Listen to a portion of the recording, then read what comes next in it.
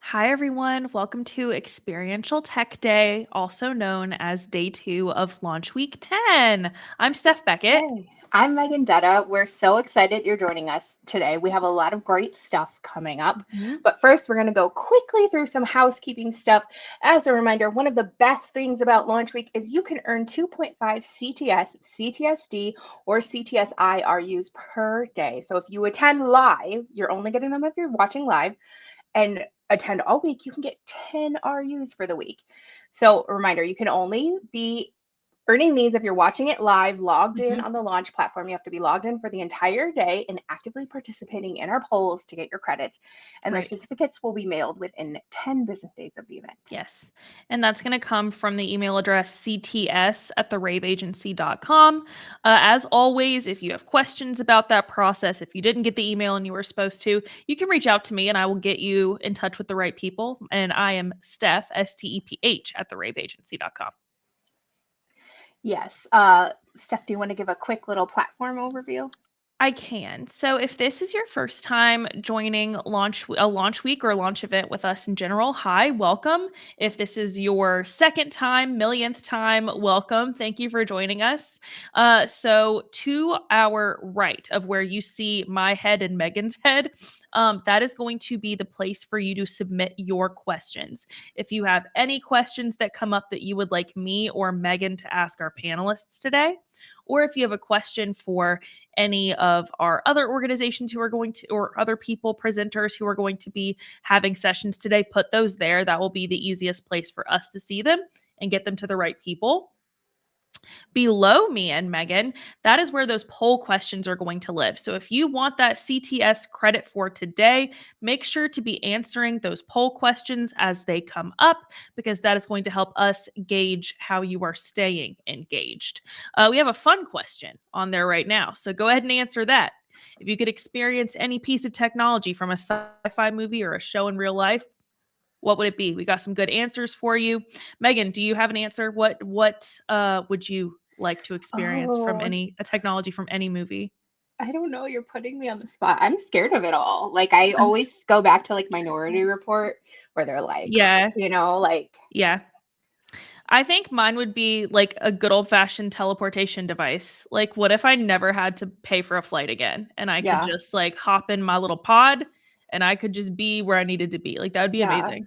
I I'd be like so well traveled and cosmopolitan, y'all would not even recognize me. So, It's not even really a technology. I guess it's like a superpower, but like in the movie Jumper, where they can just yeah, like do it themselves and go yeah, anywhere. just And I'll be like bebop. on top of the pyramids. Yeah. Yeah, exactly. Yeah. Well, In the bank continuing, safe. yes, in a bank safe and just Yeah. then be a millionaire. Yeah. Great. Why are we even doing this? Why do we need to work? Anyway, continuing on, if you scroll down a little bit below that, you will see our networking module. And this is where you can talk to all of the people who are watching this event live today. It's lovely. You can talk in the group with all launch members, or you can direct message anyone who was online today. It's a lovely feature that we have just to help you guys, connect with each other, make friends, make some networking, continuing on.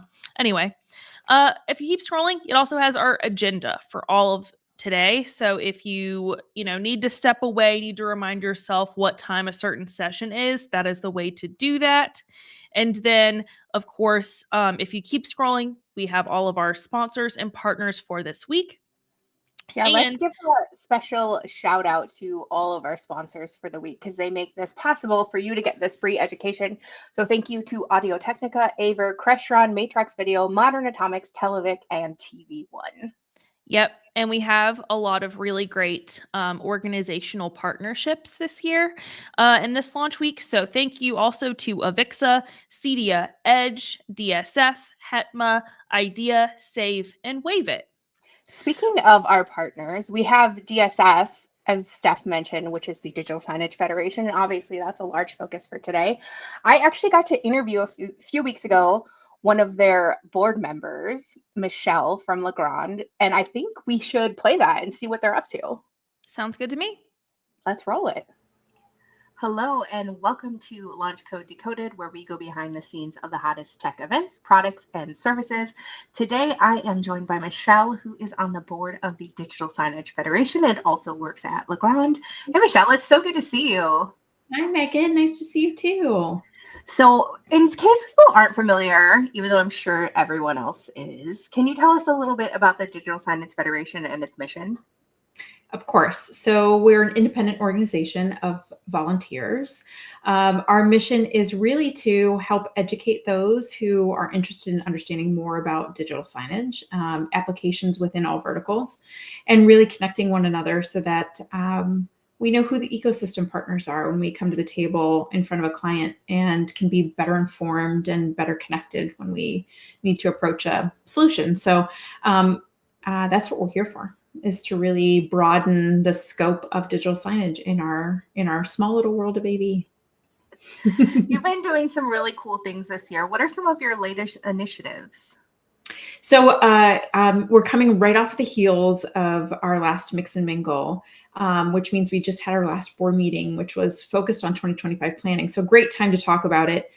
Really excited. So I think one of the biggest takeaways from this year, we had kicked off some new pavilion style formats that we took to smaller end user shows like Shop Marketplace. We're doing IAPA at the end of the year. Really, really cool experience to show end users what is possible when you bring all of the partners together and show a real solution, not just parts and pieces. So we're hoping to do more of those in 2025. Obviously, the things that are most beloved, our Mix and Mingles, will continue. And then revamping our education. So getting a little bit closer to our membership base and understanding what they want to learn and providing resources for folks to learn more about digital signage. Yeah, you guys do such a great job educating people, and I love that you're not afraid to partner with people. You guys have been at like Commercial Integrator Expo last year. You've been partnering with Avixa and doing stuff with them at InfoComm and just outside of InfoComm. And you guys are obviously partners for our launch weeks. You do such a great job of like working with other people to make sure you're getting that message out. So speaking of trade shows, we have Digital Signage Experience, or DSE, as many people know it, is going to be in early December this year. What do you guys have in store for Vegas? So we are wrapping up a really cool curriculum plan. So we've got 5 courses we're bringing to the table, leaning into our members who are really the subject matter experts. And we're giving them some creative bandwidth to build their content. So I'm really excited about those courses.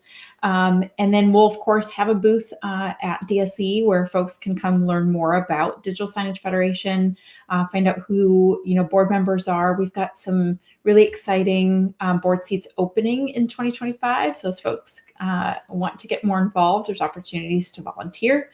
And then, of course, the Dizzy Awards. We always participate as Digital Signage Federation in the Dizzy Awards voting, I suppose. Or, I'm sorry, what is it called? What's the word? Judging. Judging. There we go. So we're always excited to see what comes out of our judging, amongst many others. I think there's 25 judges in total, along with quite a few submissions for Dizzy Awards, which are Digital Signage Awards, in case people aren't familiar with what Dizzy is. But so yeah, we're excited about DSE. It's kind of our capstone event of the year. So, and it closes out the year every time. So yeah, that's been the nice thing about moving it towards the end of the year, is it's a nice end cap for the year instead of being in the middle of a hugely busy trade show season. Yeah. Yeah, exactly. Now it's like a pre-holiday adventure in Vegas. Yeah. So you mentioned earlier that this year's series of Mix and Mingle events have come to a close, but I already see dates on the calendar for 2025. I'm excited about them. Can you share some plans for these events and kind of like give a general overview of what they are and what's the purpose? Yeah, so I would say we tweaked them in 2024. We took a bit of a different approach. In the past, they were very focused on networking, which is awesome. Like, we all want to get together and see each other, and that hasn't happened nearly as much as I think we want it to. And so we'll continue that fun side of Mix and Mingles. But what we brought to the table in 2024 that we're going to continue in 25 is some education. And so we lean into clients within the existing space. So for example, in Philadelphia, we went to a museum and we had the museum talk about some of the applications they had implemented, digital signage applications they'd implemented in the museum. It's a great way to see the space, learn about it, and kind of touch and feel the technology while you're in the space, and then bring partners in to talk about the challenges they faced, what red tape did they have to uncover to get where they got. So we're going to continue that in 2025. We've got San Diego on the dock for Q1, which, hometown pride. So I'm excited about that. Detroit is our Q2 location. And then in Q3, we'll be hitting up Montreal for another across the border event, which was really successful in 23 when we went to Toronto. So we're excited to continue that in 25. Yeah, lots to come. And hopefully, like the last few, we sold out at those events. And so that's been kind of the mojo we want to keep, the momentum we want to keep into 2025. So Yeah, I recommend anyone that if they're coming to your city or like anywhere in your area and you haven't been to one, you definitely need to check it out. It's a great event. As she mentioned, like good education, but also great networking. And there's always somebody, like if you don't know anybody else there, go find Michelle. She's more than happy to introduce you to people or anyone else on the board. Everyone's so lovely. And there's just so many great connections I've made at those events. awesome. Yeah. And, it was really fun in Philly.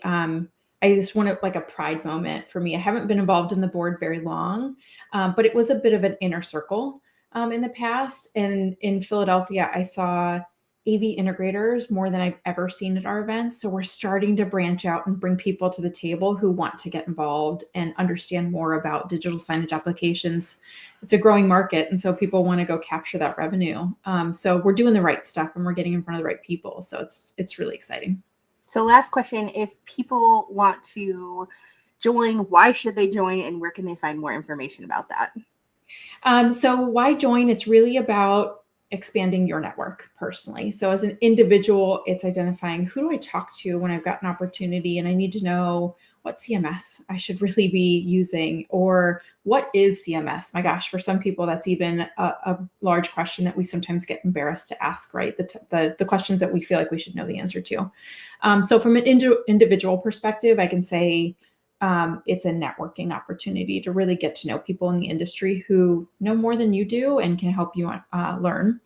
From an organization perspective, I will say for LAVNCH AV, it has been a dial mover for us to connect with other folks in the industry in the digital signage space and understand where we can play a part. So if you're looking to pitch it to your bosses, it is a revenue generating initiative. I will say that. And I'll say that until I'm blue in the face, because it really has been meaningful for me and LAVNCH.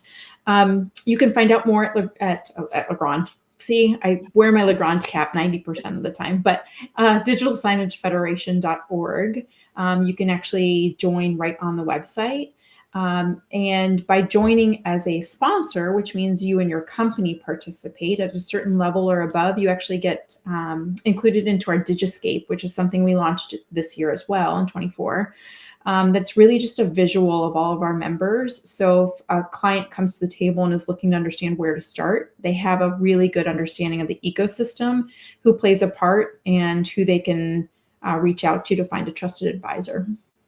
That's awesome. And if people want to connect with you personally, they can find you on LinkedIn and what's LAVNCH's website? Let's throw that in there too. LAVNCHAV.com. Awesome. Yes. Thank you so much for joining and chatting with me today. And thanks to all of you for tuning in. We'll catch you on the next episode. In the meantime, be sure to check out launchcode.com for all of the latest emerging tech news. Thanks, Megan. Thank you. Well, that was awesome. Love to hear from Michelle, and thanks again to DSF for being a partner of Launch Week 10. So Megan and I were keeping an eye on the poll results while we were rolling that clip, and I am so happy to say that almost 50% of everyone agrees that they want a teleportation device. And then in second place, I believe it was, I can't see it from here. Darn it.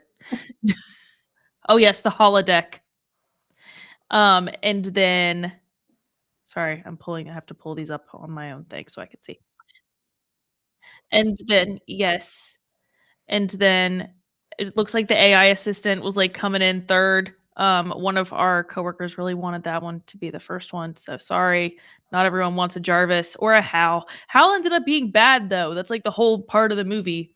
But yeah, so it looks like the one that was coming up in last was the virtual reality world, like in Ready Player One. So teleportation device just makes the most sense anyway. Agreed.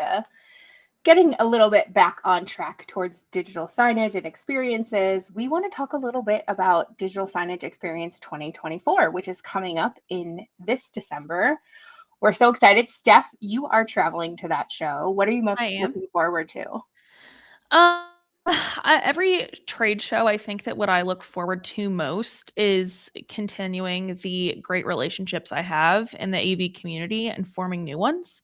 I think that, there's so much about the technology that's out that, yes, you do have to see it in person, but we made it work even when we were in COVID. The thing that we couldn't make work when we were in COVID was forming relationships with other people. So that's always what I look forward to most. Awesome. So I am not will not be in attendance, but if I was, one of the things I would be looking forward to is the XUSC event. Right. We love working with Brian on that. It's going to be Mhm. awesome this year, and we will be in attendance. And Yeah. registration, I think, opens next week. I think, yeah, you're right. Yeah, Oh, another thing I'm actually looking really forward to is the keynote this year because it is from someone who works for Taco Bell corporate, and I love Taco Bell. Like, not in like a making fun of it way. Like, I just love Taco Bell. I probably eat it. I think I have status there in the I app. love that for you. Thank you. So So I'm Gary excited. actually talked about that. He sat down and interviewed the people from DSE. He talked about that. We do want to say one thing, that this video was recorded before October 14th, so they do Right. talk a little bit about an early access price that has now expired. But the rest of the information is all current and fantastic. So let's roll that interview. Hey everyone, this is Gary Kay, and welcome to a special edition of my Rants and Rays video cast. And I'm joined with David Drain, who's the show director of Digital Signage Experience Show. David, first off, congratulations on DSE. I'm so excited the show has maintained its relevance in the industry, and I know that you've been a big part of that. Well, I appreciate it, Gary, and it's always great to be back on your show. Well, I appreciate it. And DSE is coming up in December. So you can still register. Registration still, it's December 7th, technically the 7th through the 10th with all the conference stuff. It's actually co-located with LDI, which is another cool show if you're interested in lighting design, experiential lighting design. So it makes sense for that to be with the and there's a lot of screens on that show floor too. So. Yeah, there's a lot of LED companies. We're going to actually talk to you about trends in digital signage. But before we do, there's a couple of things I want to go through because I want to make sure that people understand what's going to happen at DSE. First off, you're offering a backstage. You have multiple backstage tours of everything from the Sphere to Cirque du Soleil. Yeah, so this is a joint DSE LDI tour. It's on Saturday, December 7th, and it is all day from 8 a.m. to 9 p.m. So if you want to go all in, I know the Sphere is a huge draw for a lot of folks, but you're gonna there's even more venues than what we're showing here, but they're gonna talk to the venue people. So there's people from Sphere that will be giving the tour, people from Old Red, people that were involved, vendors that were involved, and so it's in depth and all day, and you get breakfast, lunch, and dinner, and it ends with a Cirque du Soleil show. So yeah, I mean that's quite an experience. Awesome. That's truly an experiential tour. Yeah. And on the 8th, you continue it with so Sunday morning, if you don't have all day and you're coming in Saturday and you want to get in a tour, Sunday morning we're just doing 2 stops. This is just DSE, so it's not with LDI, so it'll be all digital signage, and we're going to go to Atomic Golf and then Art Museum. And so we've got tour guides from Atomic Golf and then AVI SPL. That's going to be awesome. And then you've got some pretty heavy duty keynotes. My personal favorite is the chief digital technology officer from Taco Bell, because Taco Bell is one of the companies that has been ahead of most of the other fast food companies in their adoption of digital experiences. Definitely. They've always been one of the leaders, and we're just excited that we have two people from Taco Bell coming, the chief digital officer giving a keynote, and then we have someone else who's more on the forefront with the signage, going to speak on Monday. But yeah, we've got 3 amazing keynotes. I think you'll walk away with a lot of ideas and inspiration. Yeah, and you have one each day, which is nice. And then there's the mixer that happens the Sunday night from 5:30. Right. So this is after the Taco Bell keynote. This is open to everyone. We're going to have a mixer in the convention center, but it overlooks the Sphere, which is really cool. And it's just going to be a great chance to meet up before the show opens the following morning. Yeah, and I have always enjoyed that because good networking thing. Now, the Innovation Park, a lot of shows have done this, but with a DSE show, it's going to be a lot of future forward. Yeah, this is really cool. We partnered with Stu Armstrong and AAG Consulting Group. And generally, the idea here was really thought leadership, education. So we have companies that are sponsoring topics. And so the idea, I kind of like think of it like a science fair in a sense that you're going to go around these different stations or pods, and you're going to have listen to that company talk about that particular subject. And then they're going to have a schedule of small group discussions during the day around those topics. So if you want to sit in on real-time data, they'll publish the time and for that discussion. Yeah. And then of course the Dizzy Awards.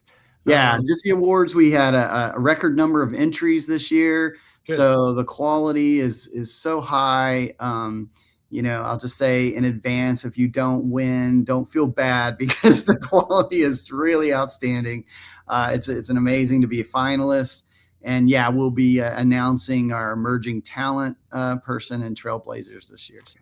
There's the Women in Tech brunch Tuesday at 10:30 a.m. And you've got a who's who of some major contributors in the industry over the years. I actually saw Brandy yesterday in California when I was at the E4 experience. And of course you get access to the LDI show, which I mentioned to you, and a lot of LED companies are going to be over there. A lot of the experiential lighting companies are there. And it's really it's the only show I've ever been in where all the lights are turned off. It's kind of interesting. I've never been on another show floor where the lights are all turned off. We jokingly refer to DSE as the business in the front and LDI is the party in the back.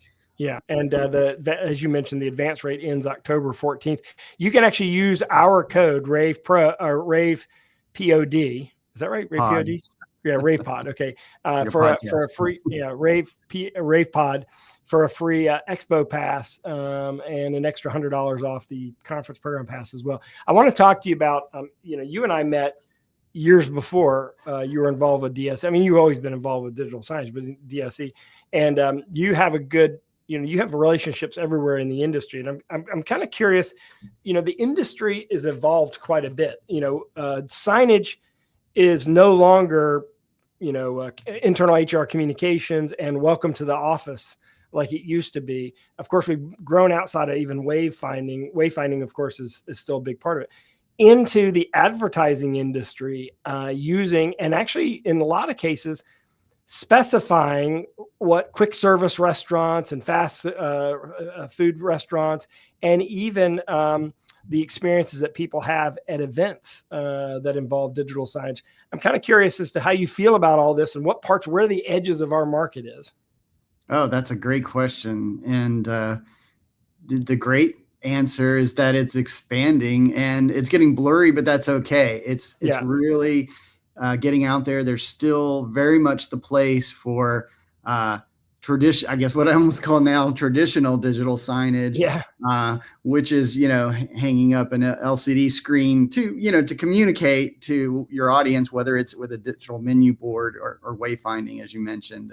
There's still very much a need for all of that, but it's getting so experiential and so interesting with now we walk into places where it isn't a rectangle. The sign is LEDs that are spread across a large space, and it's used to sort of bring you in to have more of a memorable experience rather than it just be for information purposes.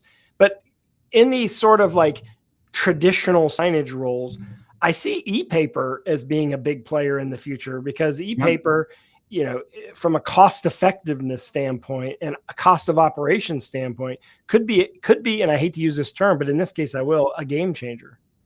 No, for sure. And that's what I think we'll talk about, is just all the different form factors and all the different types of signage. But I do see a good future for e-paper. You know, we're seeing battery powered, wireless charging, just any kind of things that enables you to put screens whenever and wherever. And increasingly, I think there will be, it's taking a little longer. It's more important in Europe, but that whole sustainability, looking at power consumption and all that. Yeah, I agree with you. It's happened faster in Europe than it is in North America, but it is actually happening.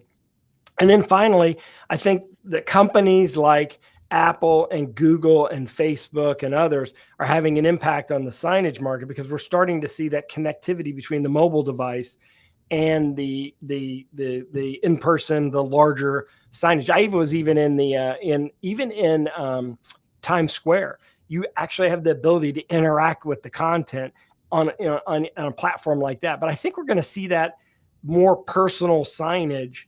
Yes. And by the way, these are all trends that are talked about at DSE. There's a number of sessions that talk about some of the stuff that Dave and I are talking about right now. But this idea of actually having personal signage, because we have these, we are carrying around, aren't we? Isn't this really a digital signage device in our pocket? Sure. Yeah. I mean, I think digital signage has always been a one-to-many kind of proposition, but increasingly there's a lot of one-on-one opportunities to engage with digital signage. You know, I think that started with touch, and now it's just in all sorts of ways to interact and using your mobile phone or just sensors, all sorts of things that make it more personal.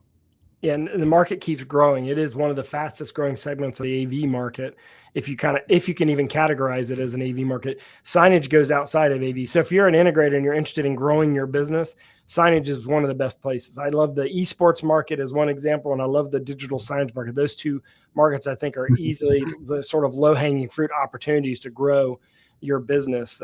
David, I really appreciate it, your time and all the work that you've done in digital signage. David Drain's the show director at the DSE show. And you should sign up for the show. All that information is just click below, and you can literally go straight to the registration page. Use the code RAVEPOD, and you'll get free entry into the show. And that ends on Monday, so you better go ahead and sign up. David, thank you very much for joining me. I appreciate it. Thanks, Gary. I appreciate it. And thanks for watching this video cast. Of course, all of our rants and raves are at ravepubs.com. Thanks for watching. All right, everybody. I am excited to begin our first panel of the day. This is on crafting immersive journeys, experience design in the audio-visual realm. Super excited to talk to our panelists about this, so I'm going to go ahead and bring them on. Please give a warm welcome to Jackie Walker, Marcos Terenzio, and David Title. Hi, guys. Welcome. Thanks, Steph. So I wanted to, before I just dive in and start just, asking a million questions of you guys, I would love if you guys could just go around, introduce yourselves, and talk a little bit about what you do. Jackie, do you want to start? Sure. Hi, everybody. I'm Jackie Walker. I am the retail experience strategy lead at Publicis Sapient, cover all of North America. And I work across multiple verticals, most notably retail and quick serve restaurants. Excited to be here today. Very cool. Marcos, what about you?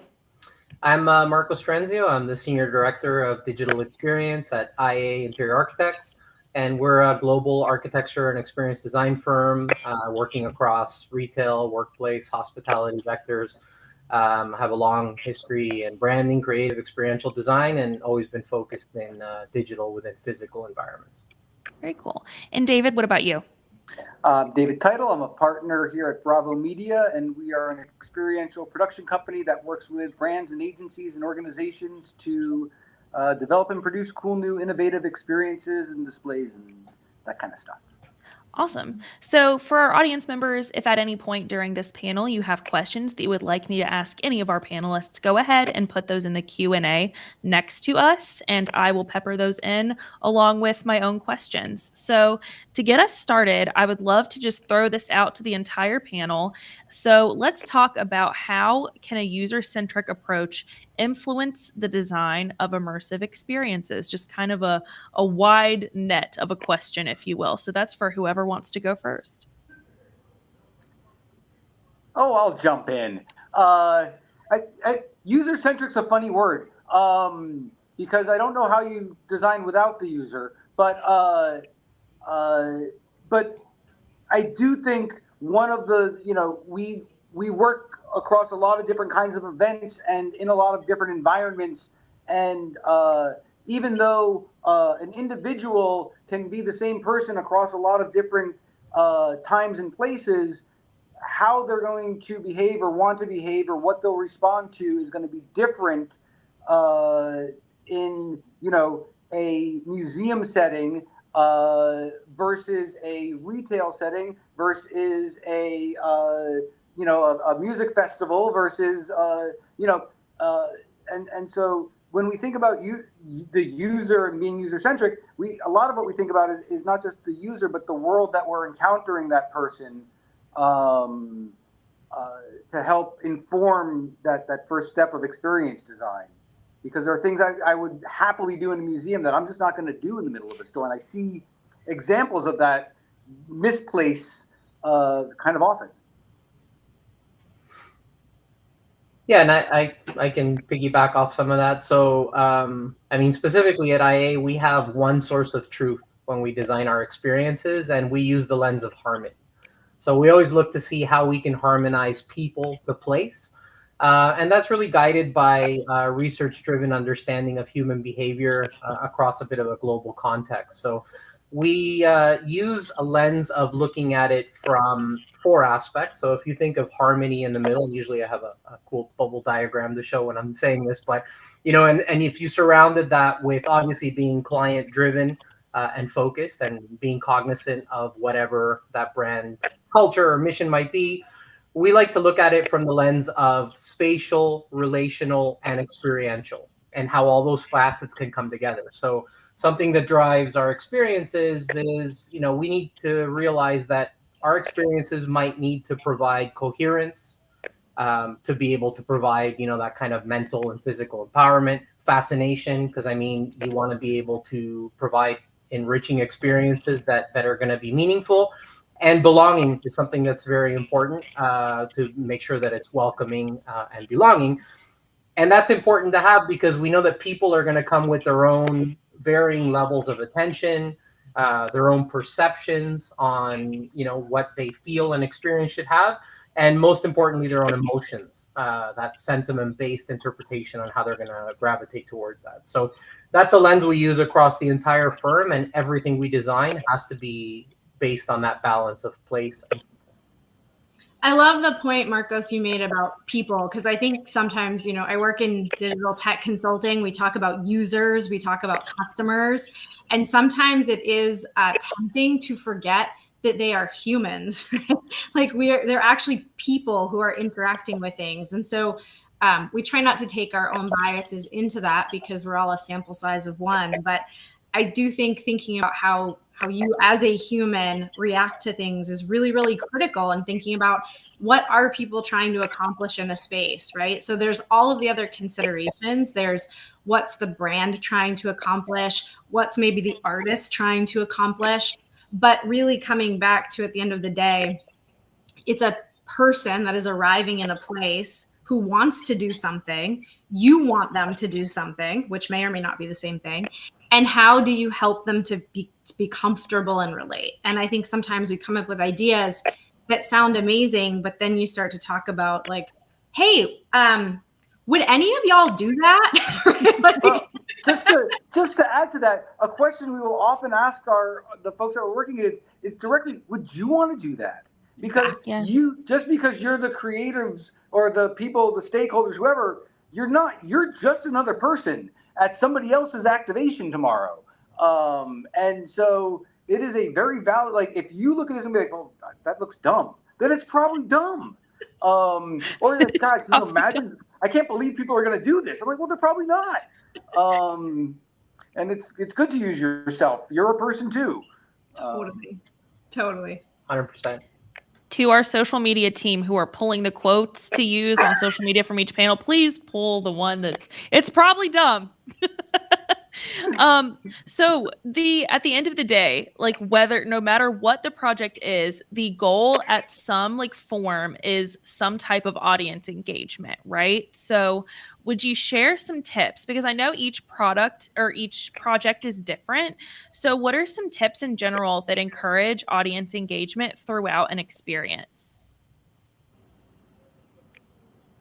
I think going to what we were just talking about, really thinking about how we meet the user where they are is really important. Understanding what's that point of entry, right? What's that thing that you're going to do that pulls the user in, that creates that invitation to engage. I think a lot of times we can miss the boat on that, right? Like, we might have a good idea, but it's 2 or 3 steps down the path.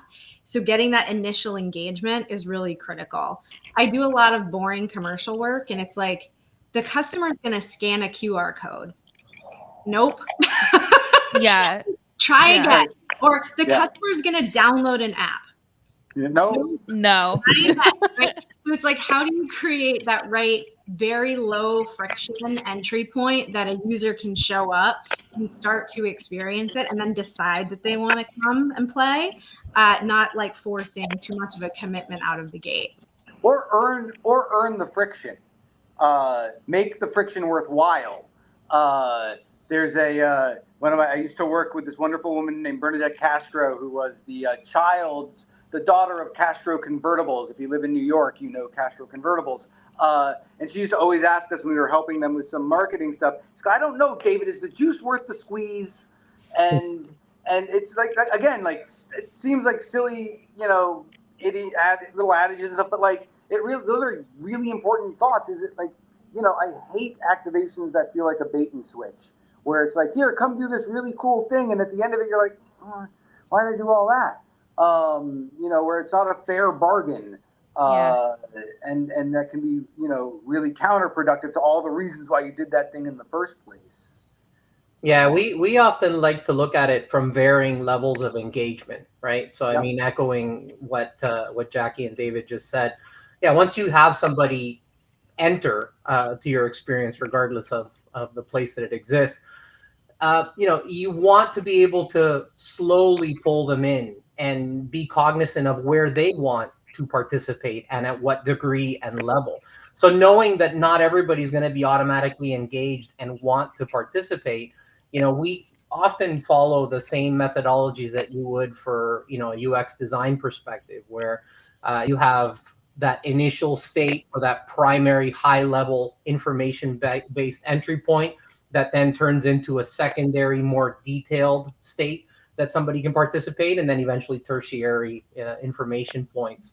So the same way that you would pull somebody in from an online source or an activation, like Jackie, I'm sure, is very familiar with, or the way that, maybe David and I would participate in an experience that's allowing somebody to interact or have something at a physical environment, you need to think that way. You need to think that not everybody's going to be at that same engagement level that you'd like them to be. So anything you can do to kind of slowly pull them in and give them options, I think can prove to be very effective in that as well. Also, defining what do you mean by engagement? What sort of engagement are you looking for? The type of engagement that I might be looking for in a retail setting might be very different than the type of engagement I'm looking for at a at a museum display or in an office lobby.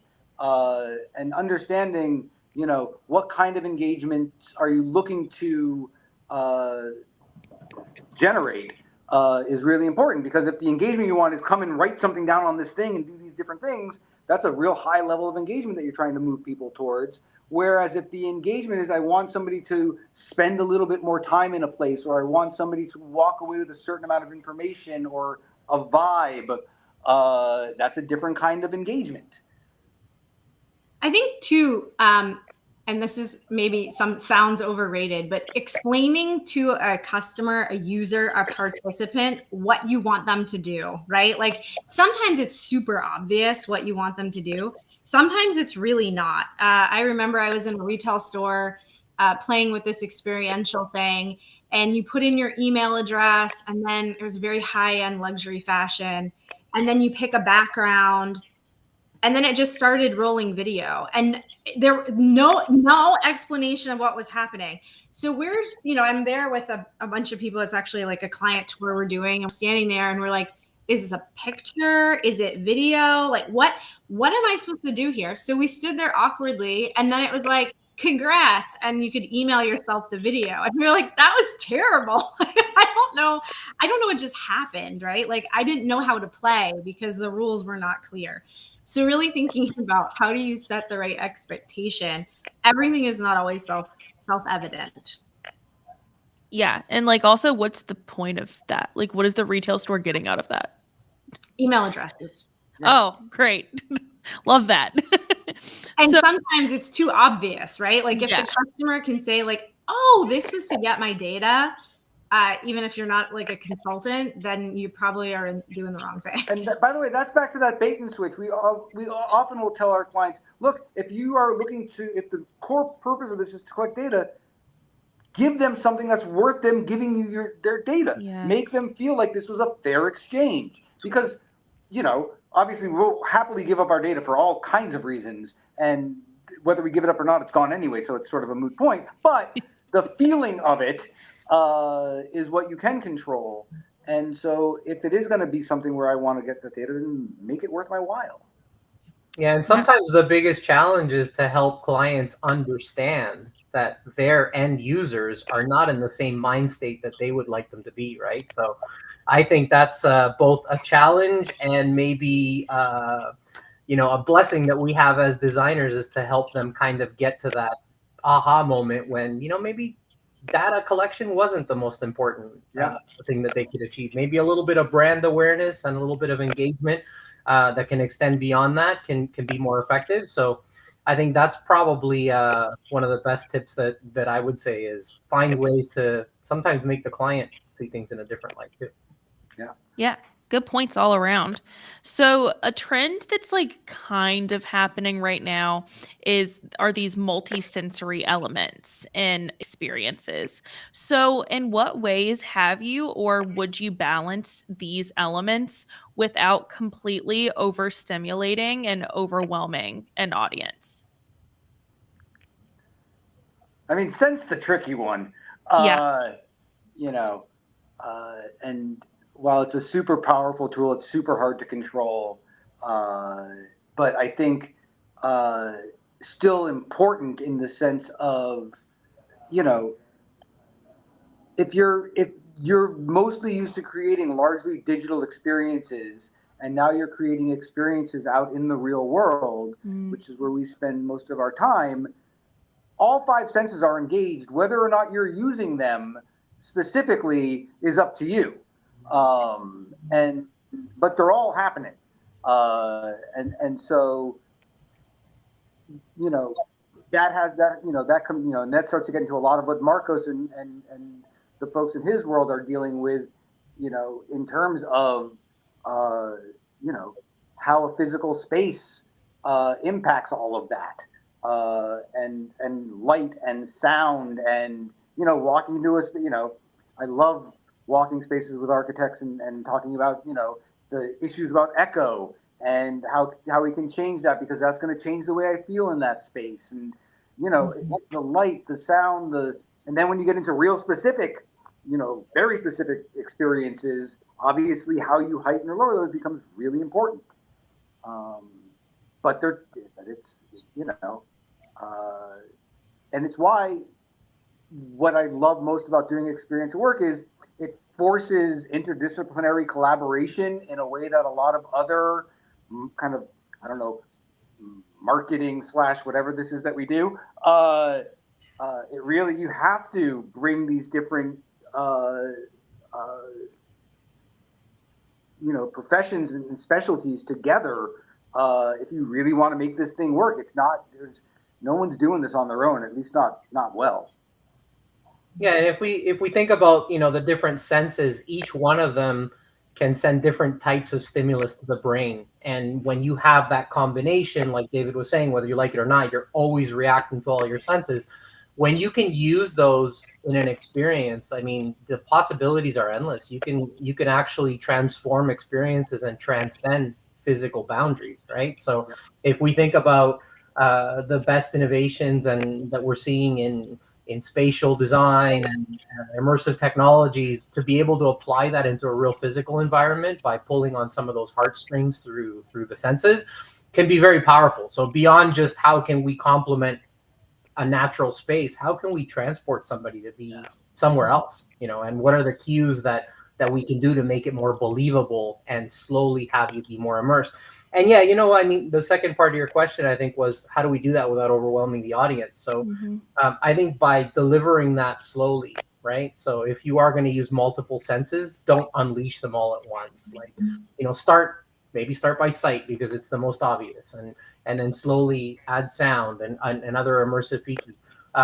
I got a chance to go to the Sphere just last year for the first time, and I saw Postcards from Earth. I don't know if any of you have seen it, but I mean, there's a whole orientation session at the beginning where you're about to unleash probably one of the most immersive experiences that anybody has witnessed in their life, and they don't just throw it on you, right? Like, I mean, they start with a smaller screen.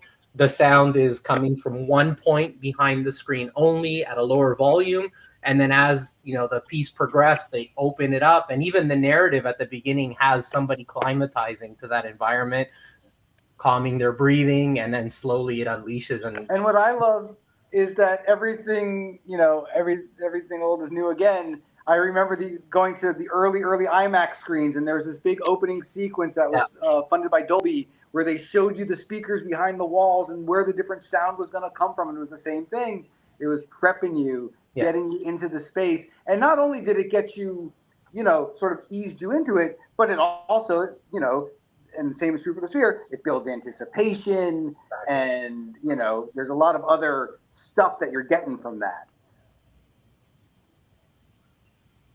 Really good points. So what advice would you guys give to organizations who are looking to implement immersive experiences, particularly in terms of balancing that creativity and all of that artistry with practical considerations like budget and scalability and all of those other things that you have to take into account? It's a really hard question. I love this question. I think the most creative ideas in my experience, and I lead a lot of ideation with clients, is what is the box that we're playing in, right? Like what is the space? What are the considerations? What are the must-haves? What are the limits, right? We're not all building rocket ships every time, right? So really understanding what those kind of foundational pieces are, and really understanding the purpose too, because I think that's a huge piece of figuring this out is why are we doing it? What are we trying to get out of it? What's the type of the connection that we're trying to create? That like foundational understanding of the problem space is actually, I think, the most important thing that we can do. And often it's the piece that is least understood by our clients, right? They have a big idea and the like, how do we shape, what are the limiting factors about this? How do we make this idea fit? Really important. My mom made fun of me a couple years ago. She said, "You're no fun at all. You always say, no, it's not a good idea." And the offending statement was, why could we not build a water slide from the top of the garage into a 2-foot deep kiddie pool? And I was like, okay, first understand the limitations, right? So sometimes it can feel like you're being like no fun. Like, of course, we should build a water slide, in the backyard. But I think actually, like, you can come up with different and better ideas by understanding that space. Yeah, and like Jackie just commented, you just made me remember I used to have an old CEO at a former firm that used to always say, don't ask Marcos because he'll ask you 100 questions before he gives you one answer, right?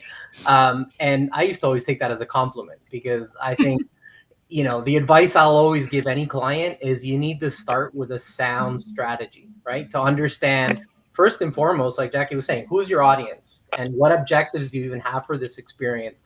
Then, what is that message or content that you're going to deliver that's actually going to even make that relevant and meaningful?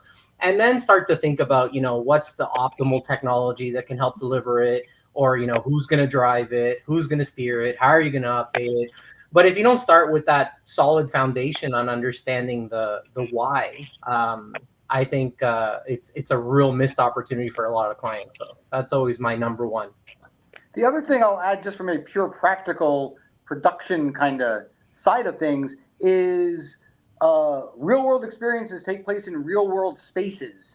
And if the physical space is a fixed thing, starting with understanding exactly what that space is and how it can do and what it can do. I can't tell you how many times, being able to be in a space then provides a lot of insights onto what's a good idea, what's a bad idea. It's a good way to start, you can get some basic budget concepts in your head because you've got so much space to fill. But those sorts of things are, important. And it's oftentimes, before we even get too far down the road, it's like, hey, we have this great idea. I'm like, where do you want to do it? And what does that look like? Because it's not the metaverse. And I think so many clients are used to designing for this, right? Yeah. Like, this is what they're thinking about. And it's a very different mindset, right? Yeah. And the reality of space is, I think, what makes our jobs really fun, and also what makes it challenging. That's an interesting hurdle to overcome too, Jackie, because I mean, like you mentioned people's mobile device. I mean, that's already a trusted advisor and counsel, right? You don't have to convince somebody to use their mobile device. I mean, most of the time you need to get people to stop using their mobile device, right? But in most of the spaces where we're playing, whether it's, an advertising mechanism to drive somebody in, or a physical environment to elevate experience, you're asking people to change their perception and their behavior to do something that they would normally not do or not want to do. So a completely different challenge. So the considerations that you sometimes have to get clients to think about can be quite different, right? Because it's not a mobile device and it's not a website. So yeah, that's a great point too. So accessibility and inclusivity are also becoming really, really standard for installations, which is amazing. So how do you ensure that everyone can participate in an experience, especially when it is one that stimulates multiple senses? Yeah, I think if we're designing for, multiple senses, it's not just to provide engagement and allow people to feel more immersed. I think it's also so that we are cognizant of the fact that not all people can use all their senses, right? So by incorporating multiple senses into the equation, we can hope to achieve a larger audience, and that includes accessibility for people that, possibly don't have sight or don't have the ability to hear. And beyond just physical accessibility, I think it's also important to consider even neurodivergent audiences, right? I know for us, especially when we're looking at workplace environments in particular, the biggest challenge for workplace right now is how do we make people want to come back to an office or to a physical environment? And what are the different things that we need to put throughout that experience so that they can feel more comfortable, so that they can feel included, so that they can feel valued? So, things like including amenity spaces that can allow somebody to maybe decompress, or have a place of quiet or relaxation or meditation. That's almost as important as providing a place that can be stimulating and uplifting, right? So I know in that context, I mean, we're constantly looking at accessibility and inclusivity, to basically try and appeal for the masses and not treat it as an exception to what drives our experiences, right?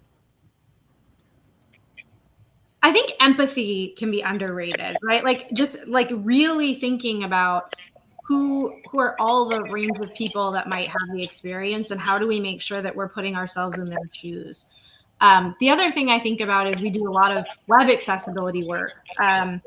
And, you know, our accessibility team always reminds us that there's kind of this orientation toward accessibility in the design world where it's like accessibility is a limiter, right? Like I can't do the things that I want to do that are big ideas because I have to limit because of accessibility. But what they're reminding us increasingly is accessible experiences are good design for everyone. It makes your design better, right? It's not about this limiting factor. It's actually, you know, if you make it good for everyone, you make it good for everyone. And that applies broadly.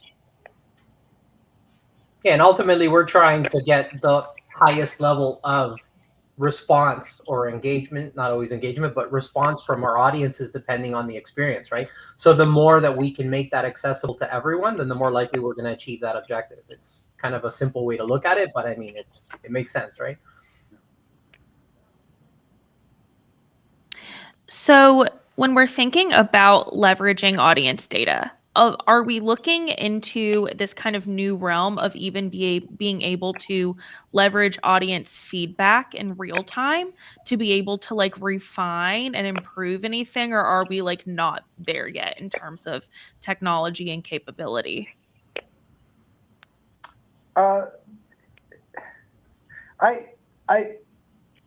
We always ask clients, what do they want the data for? Data's like is sort of falsely seductive.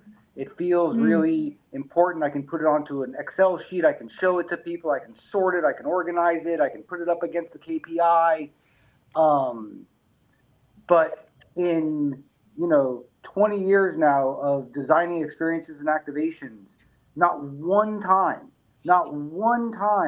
have we had a client come to us and say, hey, we'd like to design this new experience. Here's some data from our previous experience, which you might find useful in this design. Not one time, which is, they probably collected a bunch of data. So I do think that the whole data, collecting data, you really want to make sure you've got a need for it and a purpose for it and a use for it, and that you're going to do something with it, because it can be an unnecessary expense.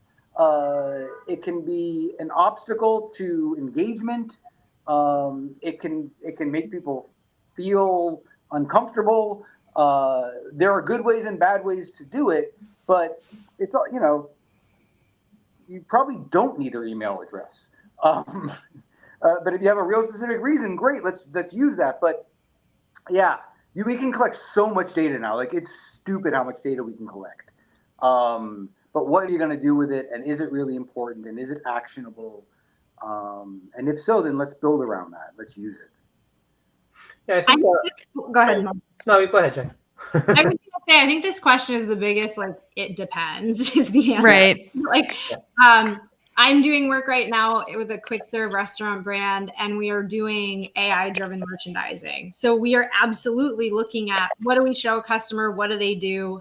What do they buy? What's working well? What's not working well? And literally feeding it back into a model, right? So it's like very much, yes, there's a continuous feedback loop, and the experience is absolutely, definitely changing over time. It's designed for that. Now, if I build a giant immersive brand experience in a lobby, what is the usefulness of user feedback, and how might I incorporate that, right? And I think we just need to be realistic about that question, right? And intentional. Yep. David's right. You can over design for data collection, and it becomes like this big digital wastebasket. We want to avoid that. Yeah, and I mean, there's a distinction too between data and feedback, right? Because I mean, data can be generalized based on a large focus group of similar type participants and personas. And the way you interpret that data is often generalized, especially if you're going to use automated tools to do that. I mean, if you think about the lack of being able to rationalize exceptions to those personas when you're doing it with humans and research groups, as advanced as technology is and AI is and being able to interpret things, it's only as good as the data set that's been programming it and its ability to compute and rationalize that behavior, right? But feedback, on the other hand, is something that I think all three of us are closer to in the experiences that we create.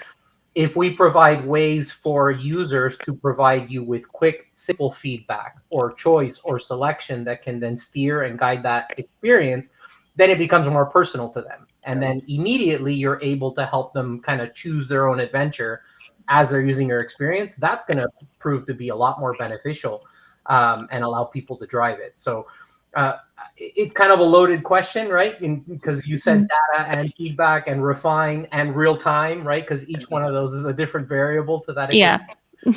For So, sure. you know, I think being able to help clients understand how much of that is really most important, like David was saying, can help us find different ways and solutions to provide a personal reaction, which And we can all aim for. Marcus, I really like your distinction, because we talk about, when we're talking about experience, sometimes we'll talk about things that are responsive versus things that are interactive. And the distinction that we make in those is the simplest. One of my favorite things we did was we had created this specialized clothing rack that the closer you got to it, it glowed more and more golden. Ooh. It packed away, it faded away, and it was just it was like the world's simplest proximity sensor and some LED lights. It was great, and that's just a very responsive thing. And sometimes a reactive wall or something like that, where it's going to respond to things that are happening in the environment around it that you are triggering sort of passively. You can then engage on a secondary level and manipulate that trigger, but that's different from something that's interactive, where I'm being asked to initiate or decide something. Like my favorite interactive display in the world is a giant red button, because like it's you're never going to not press that button, and everyone knows what to do, and it's great. But that's an interactive display versus a responsive display. And when you talk about data and sensors, and there's so many things in an immersive experience that we can do with, honestly, I know everyone likes the latest technology, but mostly with like really simple old school sensors and things, to make that place feel responsive to people. And that's super powerful. And that kind of real time, interactive, responsive design, I think, is super powerful and super engaging. It's also the distinction between implicit and explicit, right? Yeah. Like you're taking signals, implicit signals from the people in the space. You're not asking them to do anything, but you're making their experience better along the way, versus explicit, I need you, customer, to do something so that I can respond to you in a meaningful way. And I think being really balanced in your approach to both implicit and explicit inputs is an important way to frame that. Yeah. Yeah, and I mean, David, you mentioned the big red button, and I don't know why my brain went this way. Maybe it's just the way I'm wired, but it made me think of the red pill in the Matrix and the blue pill in the Matrix, right? So talk about the ultimate choice selection for a user to basically choose the rest of their story and their narrative, right? So even something as simple as two pathways that lead you into different experiences is enough to actually shape something in real time. So I'd also say that sometimes we find that folks will get, and again, it's very specific. Again, this is a very situational kind of thing. But sometimes people get a little too obsessed with personalizing, as opposed to understanding that people are, we largely react to things kind of similarly. We're not, like, in a lot of ways, we're not that different. And sometimes it's about a universal feeling or a collective nature of an experience versus overly personalizing or trying to personalize something, and more making it, humans are humans, and here we go. Nobody personalizes a roller coaster ride. We all get on at the beginning, we take the ride, and we get up at the end, and it's great. It's real fun. And I don't think people are looking for little buttons they can push to spin off something off the ride. But there are other times when that's a really wonderful option, and to choose that pathway. So that balancing act, again, I think is really important. And David just invented the choose your own adventure roller coaster. Yeah. For those There who are we paying go. attention. I've been wanting to get it. My dream is like in some alternate life, I just want to be working in one of those places that only makes dark rides. That sounds like the best job. What a fun world. Or like being able to pick like how loopy do you want it? Exactly. Yeah. How Wanna go many upside times? down? Yeah. How many times would you like to be upside down? 0? Yeah. Okay, you're just gonna go in a straight line. Yeah. So we did get a question in from the audience that I thought was interesting. So I'm just going to throw it to you guys. This is from Paul. Paul asked, like, at what point are we pushing audience members into an experience so much that we might actually be alienating them, particularly in retail, where sometimes people just want to shop. They don't want to do all that. They just want to buy their stuff and get out. And he was like, what will it take to kind of keep this balance? Is it going to require legislation, or what do you guys think? So I'll take the first stab at that since I have retail in my job. I think so much of this is about how do we create the right optionality for customers, right? How do we let them choose how they want to interact with us? So, I think there's a big push again toward mobile devices. Everything should be on the mobile device. The problem with that is, when customers are in your stores, what you generally find out if you actually ask them, they're not using your app in their store the way you want them to, right? They're doing other stuff. They're checking their email. They're texting their husband to find out whether there's milk in the fridge. They're doing all these other things. They're not in your app doing the thing you wanted them to do. But we want to make sure that they want to be heads up. And so how do you meet them where they are? And I have multiple pathways to get the same information. Right? Maybe the tag on the shelf is enough. I don't need more than that. That's all I want. Maybe I do want to scan a QR code and get more information on my personal device, and I want to browse that in my own space. Maybe I do want to play with a big interactive thing on the wall. I really think you guys can quote me on this one. The store of the future is frictionless, right? That's where we're headed in retail. It's about frictionless. And that means creating the right opportunities for customers to opt in or opt out in a way that makes sense for them, that they feel comfortable and happy in the environment. So I would think about it that way. I don't think, does it require legislation to limit? I don't think so, right? It's like you can walk by, you can choose to opt out, right, with your own actions. So I don't know. Also say, the sort of not to just pick fights, but I think on some level the frictionless thing is great, but I think we also some of us go shopping because we want the friction, and the friction being the interaction and the larger experiences and the because if I truly wanted it frictionless, I'd just do it on my computer, and that's super frictionless, but I think to your point, the various pathways is super important, and having different ways that I can have, back to choose your own adventure, right? But it's not as obvious maybe, but having different ways people can come in and experience a store, I think is super powerful. David, we can talk for an hour on the differences between digital experience and physical experience. Yeah. Well, and you know what? Even in a shopping context, taking digital completely out of the equation, I think about IKEA as an example, right? I mean, they are the number one location that I can think of that takes you on a program guided journey to try and show you narrative storytelling in different environments and how that can live and your different portions of your home that you could design.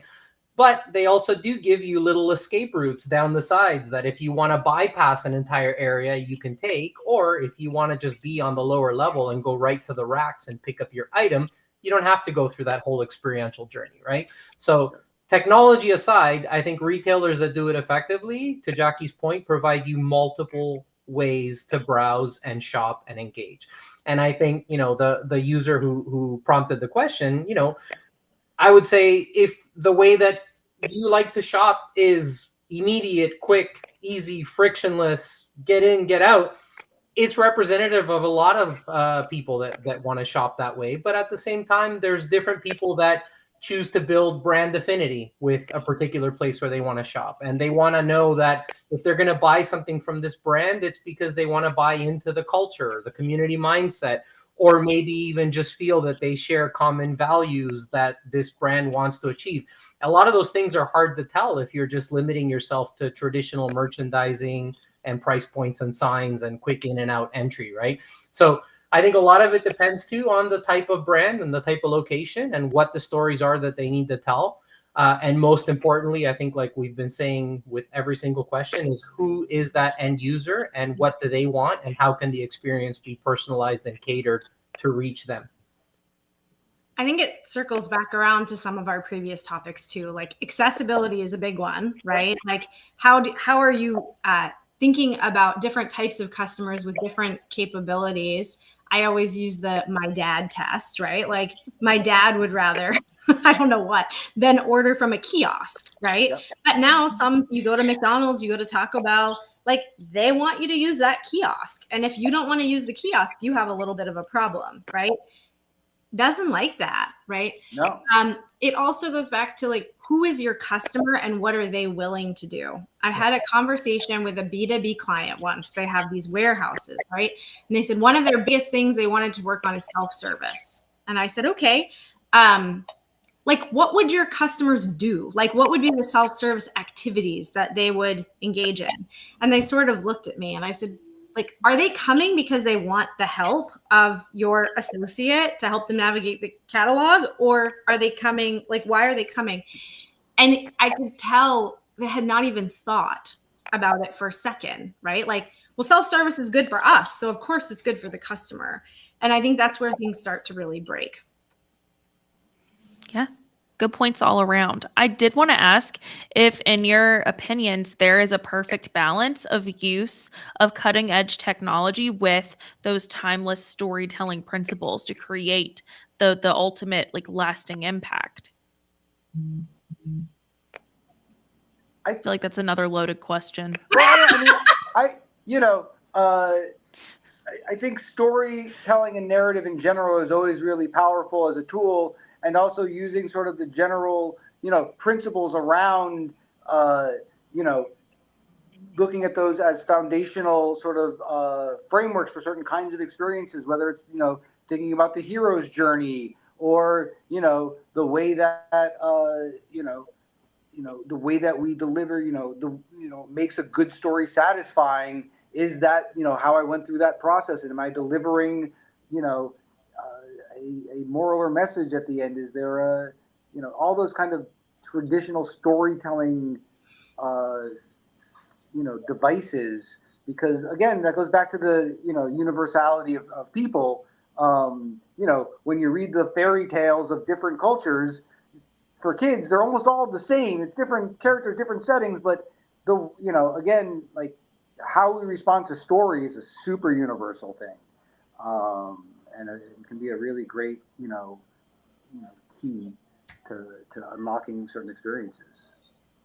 Yeah, and maybe it's just a matter of reprioritizing some of those objectives, right? I think, we were talking about the beginning about thinking how people come together with other people, right, as human beings. And if we look as that being the guiding principle for how we're going to design an experience around it, the technology could be a lot more simplified, or the experience that we're designing or the content that needs to be created could also be a lot more simplified in the interest of just finding a way to allow people to connect a little bit closer. So I think maybe designing for connection being the primary objective can help us reevaluate some of that thinking, and can maybe also even overcome some of the challenges that we might face as designers that typically could be budget, time.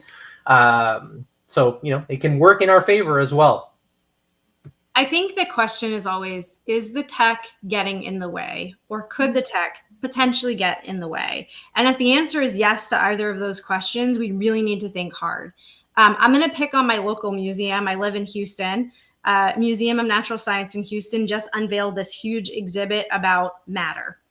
It's fascinating. It's a great exhibit.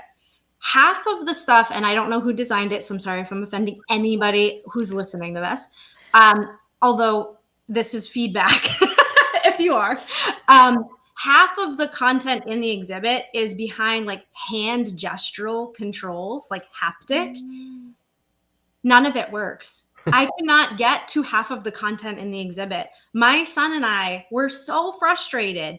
We were trying to scroll through. It had, great alchemists of history, right? And it was a timeline. And instead of just like, oh my God, can you just drag it or like push a button? It's this haptic thing. You have to grab the scroll and pull it across. Forget about it. We couldn't even use it. We gave up. And so to me, I like, in this profession, I was sad as a user, but I was really sad as a practitioner because I was thinking about how, we have these tools in our toolbox, but when they don't work right, our execution can be severely impacted. It's the kind of thing that I'm sure people will tout as like this amazing exhibit, an amazing case study. And then for anyone who actually goes and tries to use it, like that sucks, right?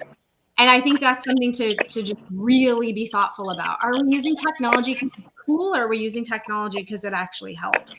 And if we are using technology in a way that if it breaks, it ruins the experience, think twice, think three times about that.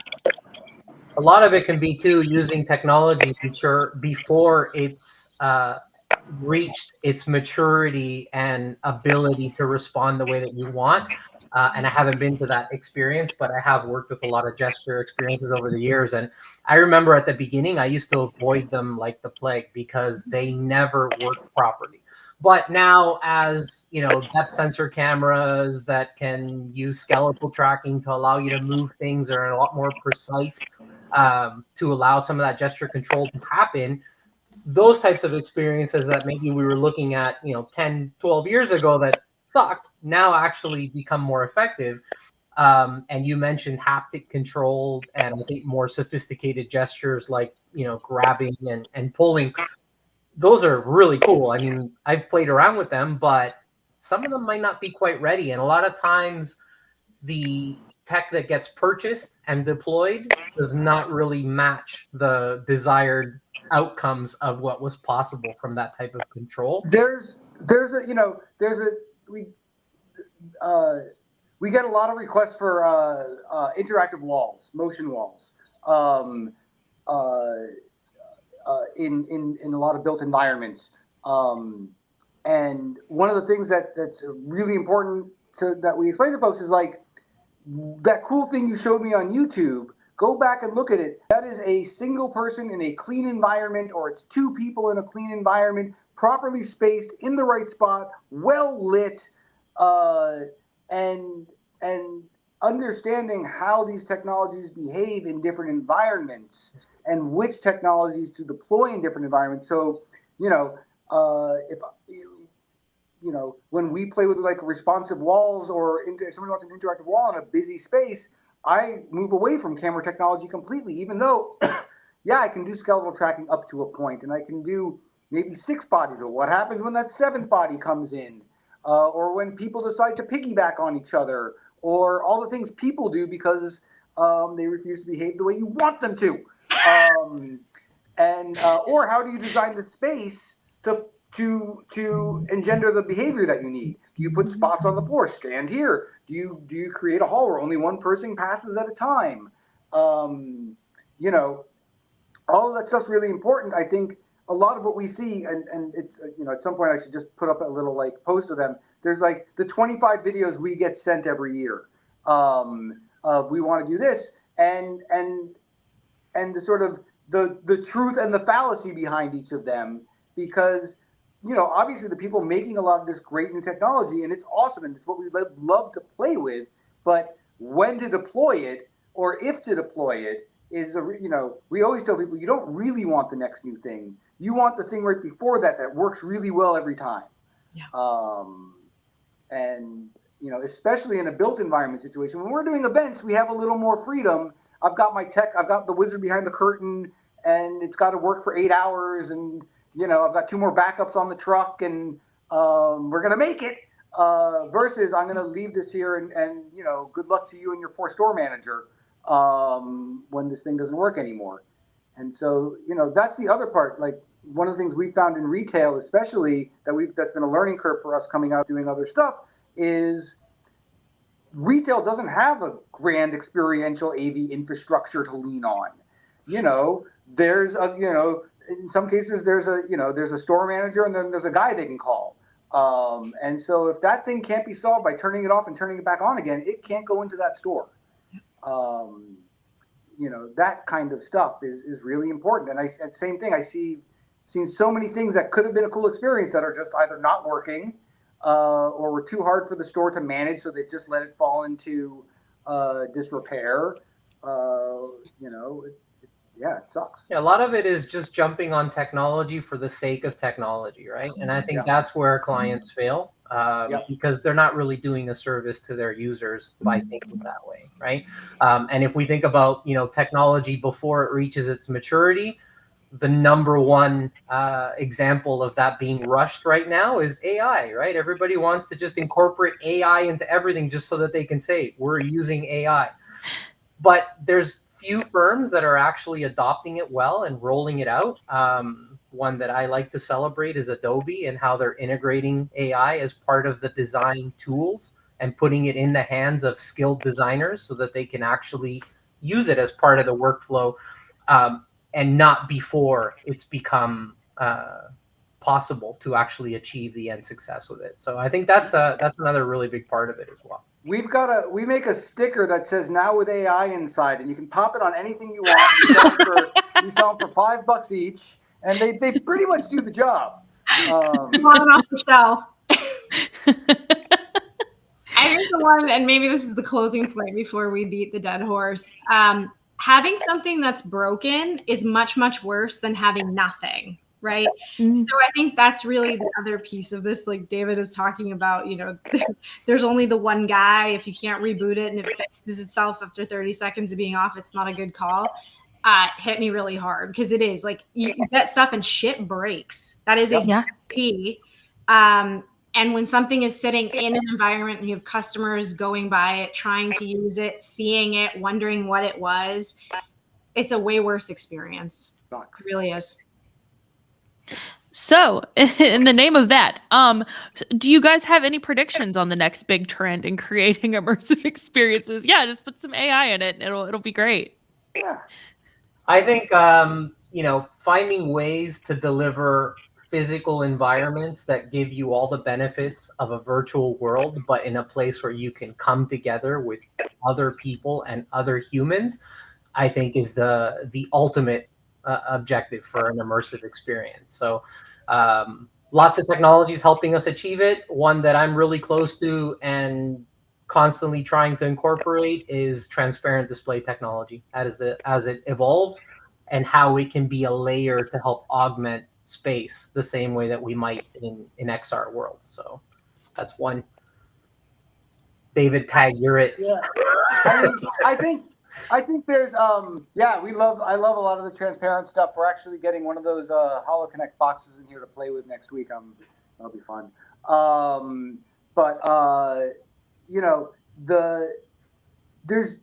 don't think there's any major sort of grand hardware or technology thing that's gonna be the next thing. There's one, the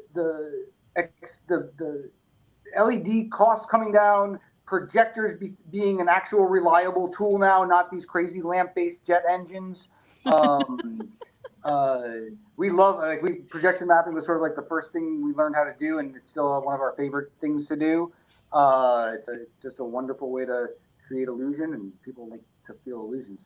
But I do think if we're talking about immersive, sort of the evolution of immersive attractions, like the whole, Atelier Lumières and the Van Goghs and things, I think really in the Arctech houses and all those, I think really the next evolution in that is story and narrative and building richer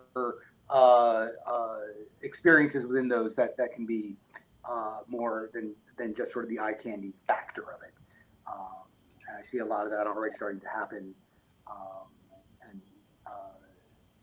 But also, I just think, as we were just on the call with a financial services company that just put these two gigantic screens into their lobby.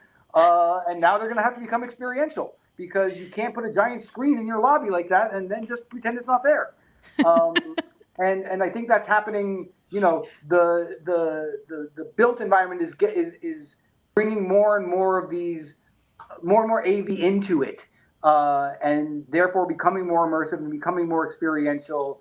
And you're going to have to design for that and support for that and strategize for that and make that work. And I think from my perspective, and I tend to do more commercial, boring projects than our friends here. It's just really like realizing the promise of omni-channel. I think there's a ton of potential. I talk about, you know, we have all these companies we work with. They talk about omni-channel experience. We've been talking about it for 15 years. It's cliche. That's how much we talk about omni-channel, and everyone forgot to do it.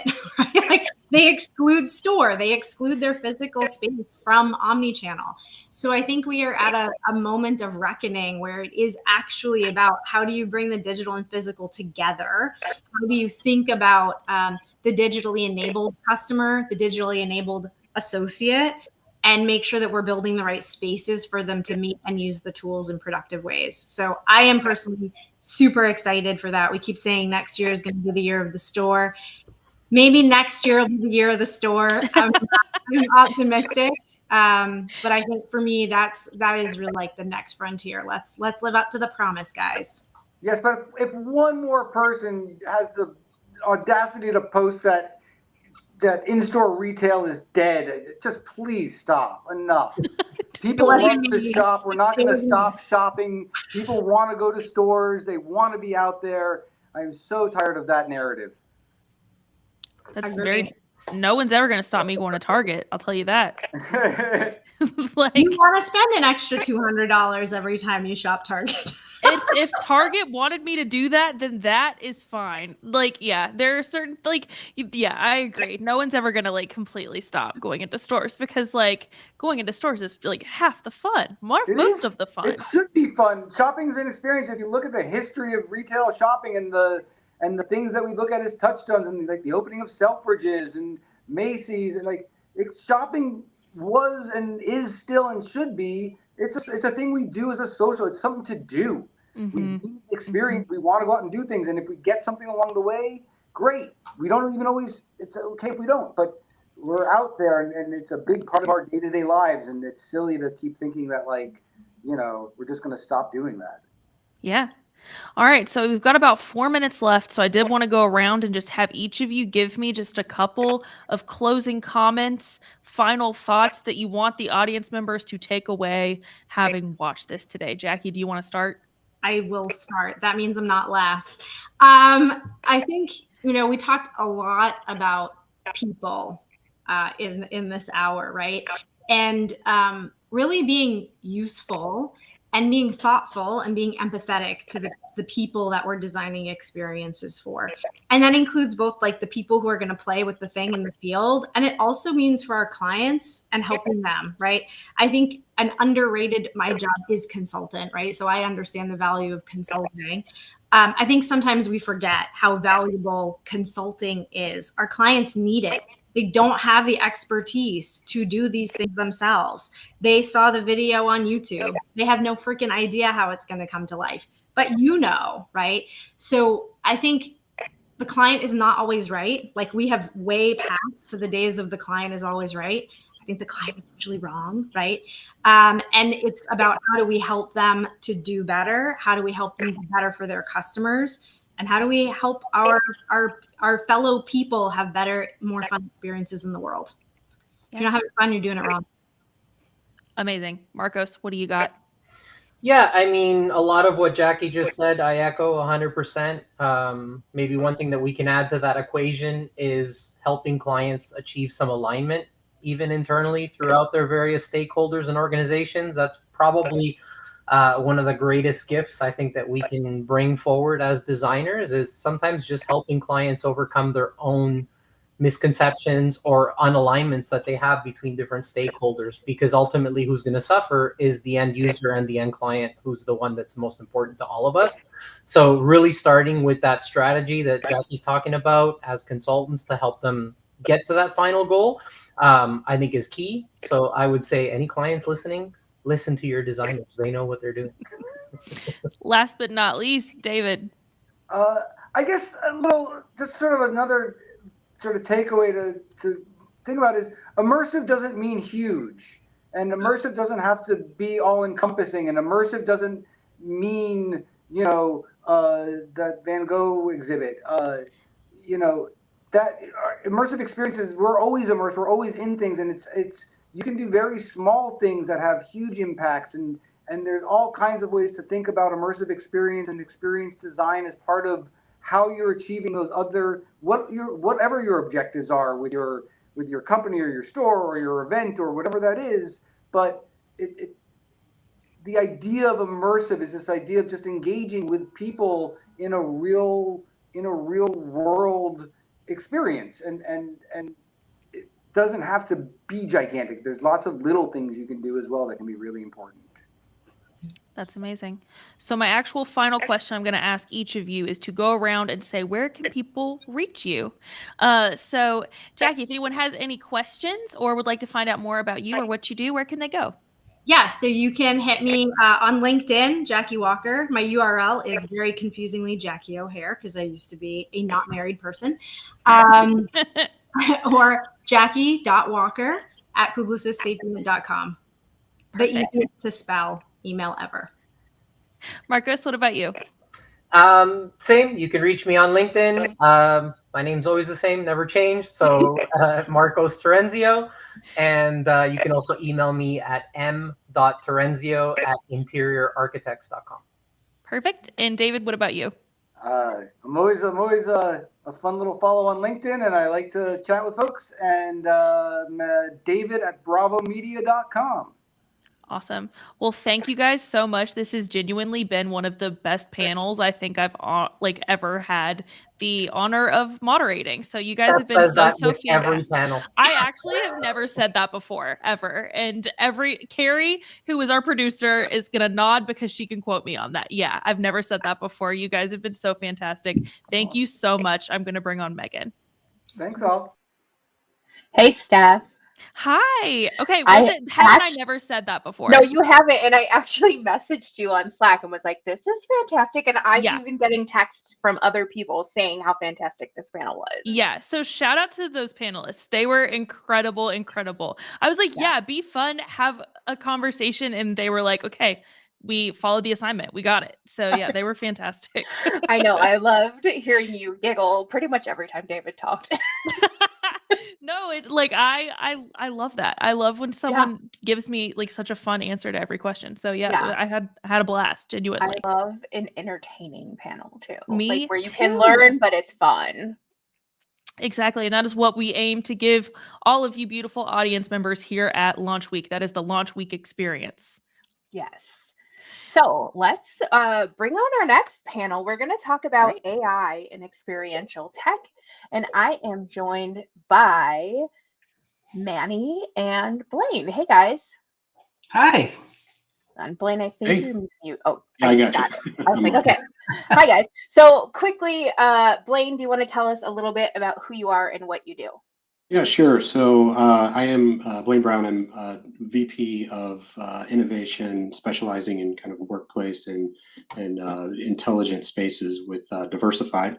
I spent and that's a relatively new role with them. And then I spent the last year and a half in a more machine intelligence related role, Director of Machine Intelligence for some of our services and our innovation team, and some things we do there. So been in the industry about 25 years, AV and media industry, and happy to be here.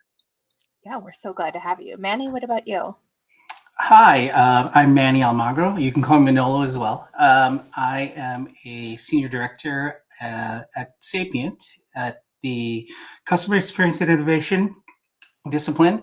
I am specializing in spatial analytics, AI, and digital signage. So perfect for today. We only have a short time, so let's dig right into our questions. First of all, what are some of the most innovative ways AI-driven insights are being used to optimize customer engagement and create interactive experiences? Manny, you want me to jump in first, or Go ahead, Blaine. Yeah, well, I'm guessing we will probably attack it from a little bit different scenarios, but for us in my purview, the way we're kind of doing it is kind of both leveraging the creative aspect of what you can do with AI with some of the generative, both imagery, video, music, those sorts of things, but also from a kind of a MAM perspective, a media asset management perspective. There's a lot of enhancements and advancements that are kind of curating the kind of content that you're able to give a customer, give them access to, help them search, those sorts of things. And then from a managed service perspective, we're kind of enhancing what we're doing from a proactive monitoring solution capability set. I mean, when you think about all the devices that go into a facility or a workplace or a collaboration space, and all of those devices have so much data and telemetry information around them, and they're just waiting to have insights that AI can and machine intelligence can help leverage. So Yep. What I see is I think more on the side of analysis and being able to combine several data sets together to create a more personalized experience on the front end toward the customer. I think what the opportunity that AI has brought, I think Gen AI is great, but AI has been around for quite a while. And I think it's now coming to the forefront because it's easier to implement from the standpoint of training the models. The models have been put together. There are a lot of open source models. It's more accessible for people to experiment with, and also I think just the mere fact that we in this industry we always used to say things like, oh, it's machine learning, it's AI, but the reality was it was a lot of rules based stuff that was being touted as AI, but now it's starting to really be used as AI. Like there are a lot of things on the decisioning engine side, being able to customize things on the fly. I think this is a great inflection point in the AV industry about being able to apply AI in a real and demonstrative way.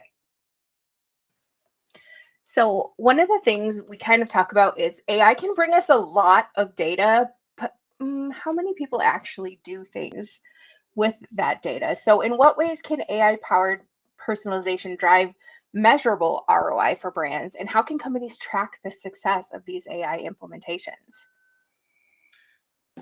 You want me to go so first? yeah, Okay, go ahead. You go ahead. You're good. I think what's interesting is while AI will say it's on the back end, the challenge is really the IoT part of what fuels the AI to help with this personalization. Instrumentation and measurement technology is probably what comes first so that you have the data that the AI can work with. I think what we see a lot of is, a lot of the customers, clients will come in and say, we want to apply AI, but the reality is their data isn't ready yet. Their data pipelines aren't in place. The data needs to be processed, cleaned a lot.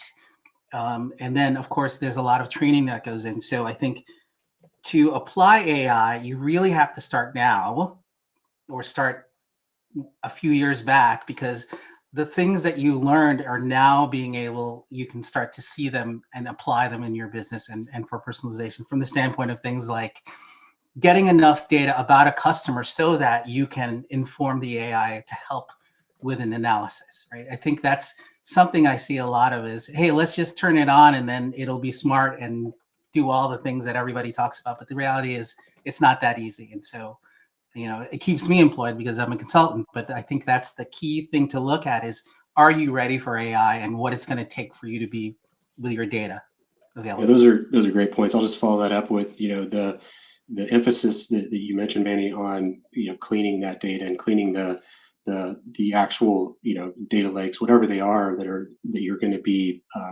putting machine intelligence against is super important, because the AIs themselves, as people on these sessions probably realize, there's a level of hallucination and those sorts of things already inherent. And I think what we've done is try to get very domain specific with our the agents that we're building, so that they have a very kind of more narrow subset of data that they're interfacing with, and so there's fewer mistakes in return. And then you can build out as many agents as you want, and you can actually have an overarching agent that kind of picks the right agent to interface with. And so those are the kind of methodologies that we use. And then the only other thing I'll add related to efficiencies and efficiency gains is, from an operations standpoint, like within your company or within your business or within our company, what we've done is kind of looked at, okay, where are the bottlenecks in our total process, right? And identify those bottlenecks, and then evaluate if that bottleneck at that particular stage could be, if the efficiencies could be gained with machine intelligence and AI to alleviate that bottleneck. Now all of a sudden your total throughput is much higher. An example would be if your design engineers, for instance, or somewhere along the chain is taking 3-4 weeks to turn a design, and if they could be enhanced to make that 1 week or less, or a day or something, I mean, that would have a trickle down effect, right? Just as an example. So another big topic is ethical/privacy concerns.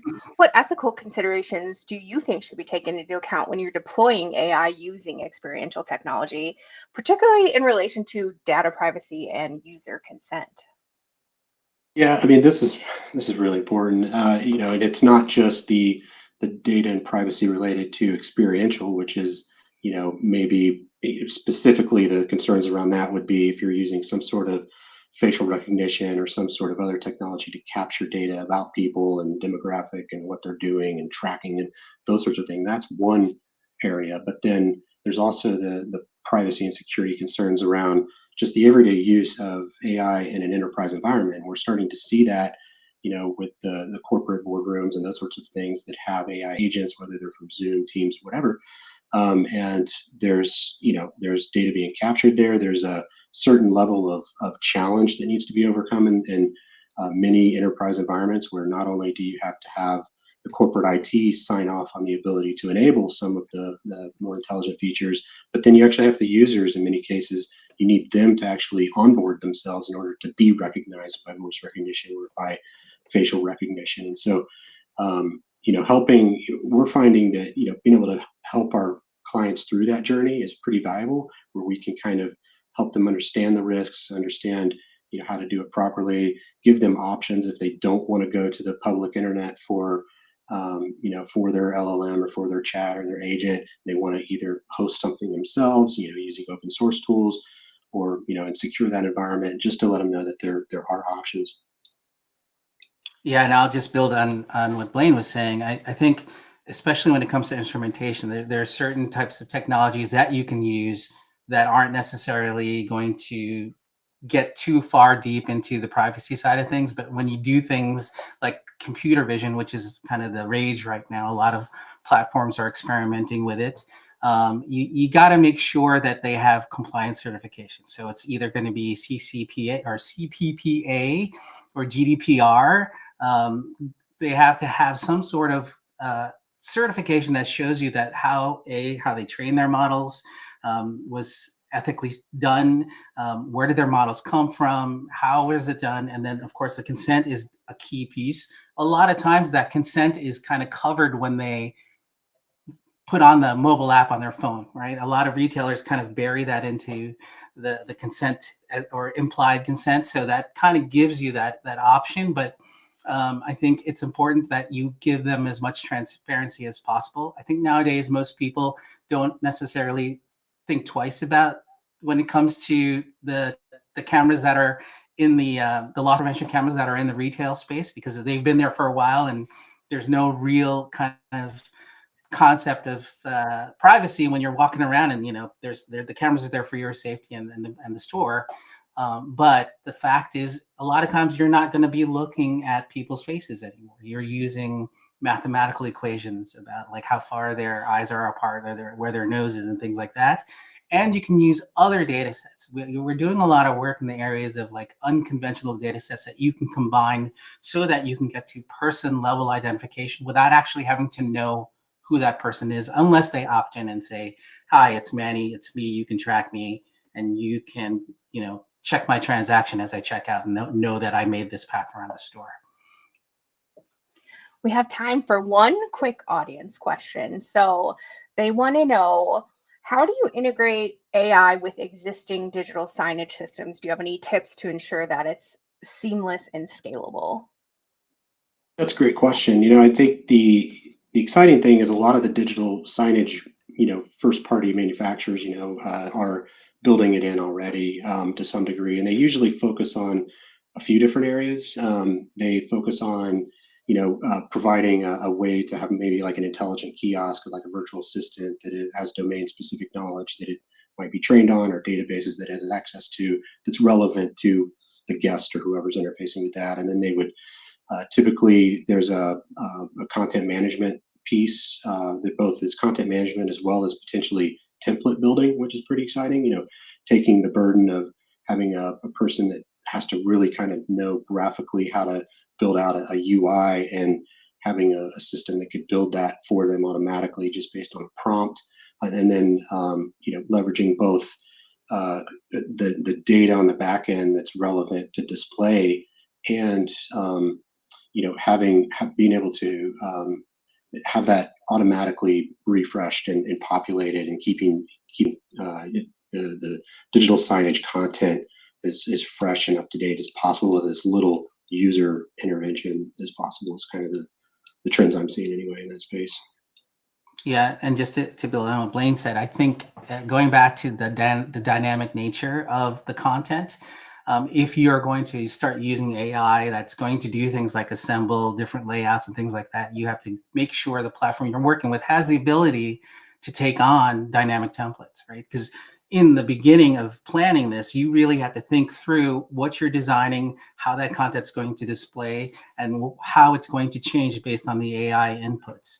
And if the platform you're working with can't A, work with APIs, and B, work with some sort of dynamic nature or a template that can populate itself based on instructions, you're going to have a difficult time deploying an AI solution within your digital signage platform. So I'd always look for that.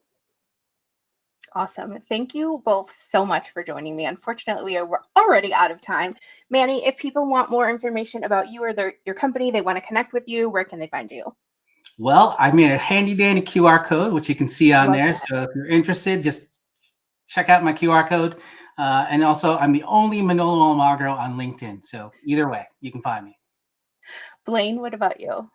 Yeah, so I'm on LinkedIn, Blaine Brown. I don't have a sweet QR code accessible, but that was a good idea, maybe. And then, honestly, most of my social media stuff happens between Instagram and X. So between those two platforms, I've, over the last year, posting AI, mostly creative AI related content. So videos and music and stuff like that has garnered me around 30,000 followers, and growing. So feel free to engage me on those platforms. As actually, it says I never mentioned it. It's under Blizane on there, so it's BLIZAINE. Awesome. Thank you guys so much for joining me. This was a fantastic panel on AI and experiential tech. And now we're going to do our experiential tech update, where we're just going to go through some of the basic questions about what's happening now in this market. So let's bring on Brandon and Jason. Hi, guys. Hello. Thank you both so much for joining me today. Brandon, why don't you tell us a little bit about who you are and what you do? Sure. Yeah. Thanks for having me too. I appreciate it. My name is Brandon Harp. I'm Director of Digital Experiences for McCann Systems. We work at the intersection of human experience, technology, experience design, content, and storytelling. So we're often being asked to help design and build and service systems that have this experiential kind of immersive nature. And it's certainly the exciting part of AV for me and my job anyway. I've been in audiovisual for 15 years, started in digital signage, still have a love for all things 16:9, but also very much look forward to trying to find new ways and new technologies to fit display technology and things like that into architecture and so forth. So thanks for inviting me. Yeah, we're stoked you're here. Jason, tell us a little bit about yourself. I'm Jason Opp, co-founder and COO of Kaufman Media. We are a digital signage solution provider serving a multitude of industries, whether it be in the cannabis, the retail, the quick service, corporate manufacturing worlds, and a strong emphasis in healthcare. We're helping those guests, implement scalable solutions, whether it be, day-to-day digital signage, or whether it be some sort of, experiential signage for their facilities. And we're doing that across all of North America and also Mexico as well. Awesome. So let's dig right into today. In your opinion, what is the most critical trend in experiential design right now that is currently shaping the Pro AV market, and how is it enhancing audience engagement? Jason, me or you? Yeah, go ahead, Brandon.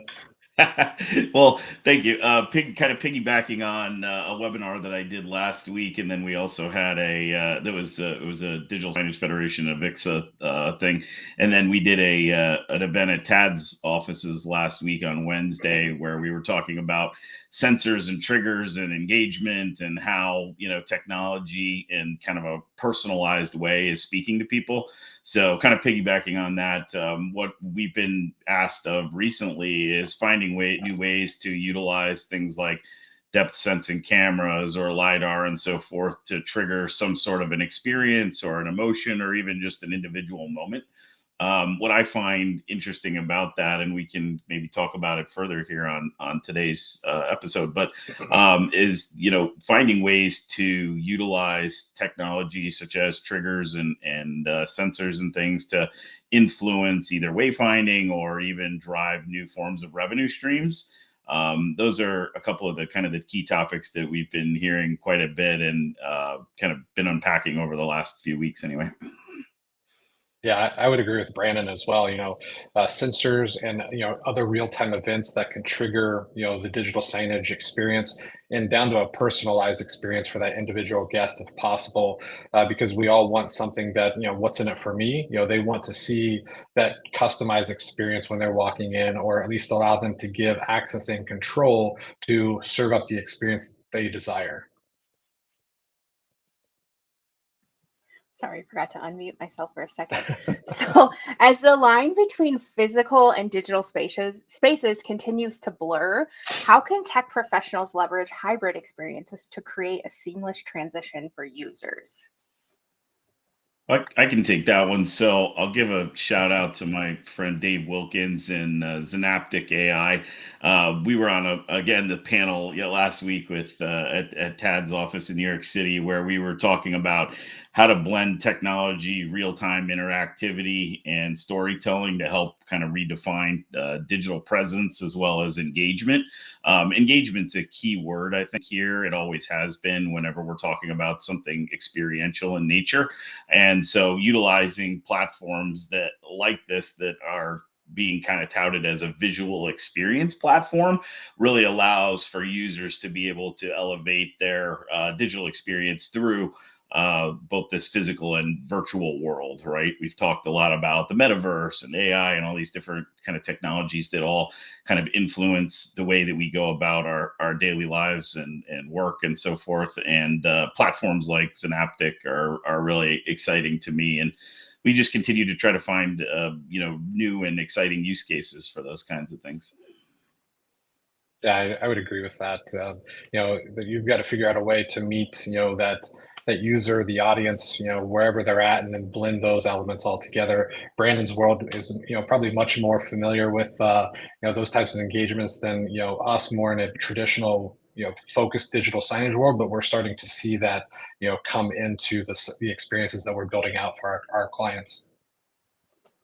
Another hot topic is eco-friendly, sustainability type things. And we also just want to mention again that we've partnered with Save for this week, so thank you to them. So how can integrators and designers address the growing demand for sustainable and eco-friendly solutions in experiential tech installations? Go ahead, Jason. Or you want to keep the same order? We can mix it up a little bit. Yeah, no, that's okay. It's a great question, and it's something that I think we're slow to adopt, at least from the U.S. market. But one, it's thinking about how to take care of the current infrastructure. Can we repurpose any of that while we're working on these experiential tech installations?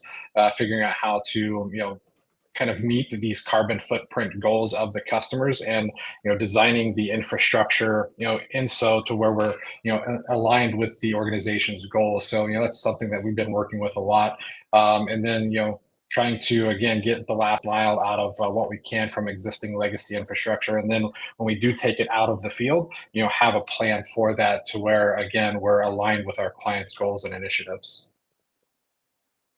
Yeah, and I echo what Jason said. I think it's about proper planning and upfront understanding of what those goals might look like.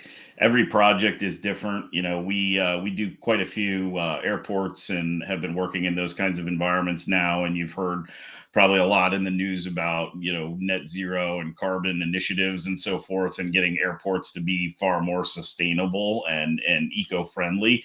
I think it's about planning and just kind of general understanding of the project goals. And then, as technologists, playing a role in that, right? I think at the end of the day, if everyone's looking to achieve those same goals, be present, play your part, step up to the table, find ways to use less electricity, or various different things that go hand in hand with the technology that we're speccing, but be mindful of that technology and how to best go about it so that you're helping meet those goals across any given project. That's a good point, Brandon. Oh, sorry. Oh, no, go ahead. No, I think Brandon, you're spot on, talking about, planning, and sometimes, the end user and the client may not understand or know that it's even possible, because again, it's slowly starting to become an adoption or a talking point around digital signage, of being proactive and bringing it up in the initial planning conversations. So they know that, how you're approaching the project, and here's what you're doing to, kind of target their goals, or do they even have any goals that we need to keep in mind to make sure we're in aligned with. So, planning is key. And even taking it a step further, Jason, sorry, Megan, didn't mean to cut you off. I would advise to the people listening that, if your company doesn't already have a sustainability statement, or even some, bullet points around, how you might tackle something like that, we would highly advise, putting something together so it helps everyone, whether it's the salespeople or the engineers or whoever it is that's helping develop a solution, is kind of keeping that in mind and kind of understands the the company's general feeling towards sustainability, right? And then you can take those same goals and responsibilities that you've outlined for your organization and apply that to your given project. Do you find that you and or your clients are proactively seeking out companies that have sustainability plans? Like, does that really matter, I guess, is the point of the question. Like, well, I think, in terms of like manufacturers, I'd say. Yeah, I think it's certainly a checkbox nowadays, especially on the manufacturing side. If we're remoting power or doing something where we're saving energy costs and efficiencies and so forth. I mean, we deal with a fair amount of LED projects, and with these big LED displays, one of the biggest things that everyone talks about now is, or even just puts their hand out, is, well, how much heat is this thing producing, right? And how do we keep the heat levels down, and does that require less power if the displays aren't getting as hot and so forth? So it's simple little like nuances like that you can think about and just kind of keep at the forefront of your thinking as you're developing these solutions that, believe it or not, when you add them all together, they make a difference. It's true. Right. Are they thinking like, okay, thinking in terms, you just kind of mentioned like thinking in terms of a specific product about it, but do they look at the company overall? Like, I know Sony and PPDS and Legrand, for example, all have very big sustainability plans. Are they proactively looking at that and saying, what is this manufacturer's plan?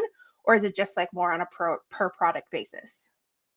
From our perspective, it's, No, you first, Jason.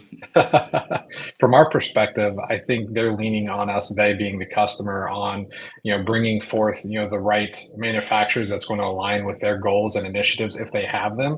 And then if we have kind of a carte blanche opportunity to bring a solution, I believe it's our goal to then say, here's what these manufacturers we've lined up to achieve your solution is doing, from a sustainability factor, and then that way they can take that whole solution and roll it into maybe a win versus one vendor or another, and also then be able to take that to their leadership and either tie it into their current structure, their current initiative, or else have that data for when that organization starts to build out their plan or initiative.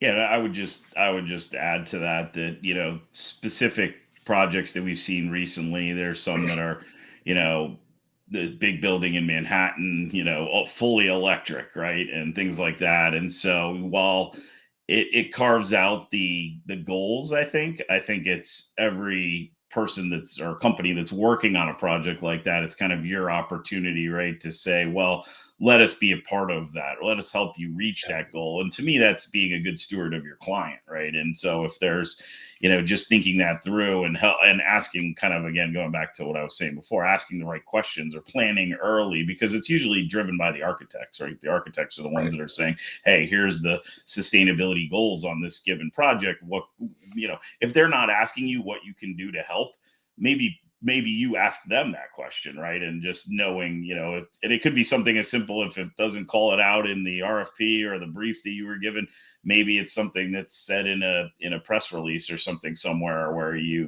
just do a little bit of homework and you realize that this is a project that is, has those types of goals, and try to help them attain it. I love that. We've been talking a lot about trends, but I want to talk a little bit about challenges and successes next. So, what is the largest challenge that you think we currently face in adopting and scaling experiential design trends, and how can we overcome them?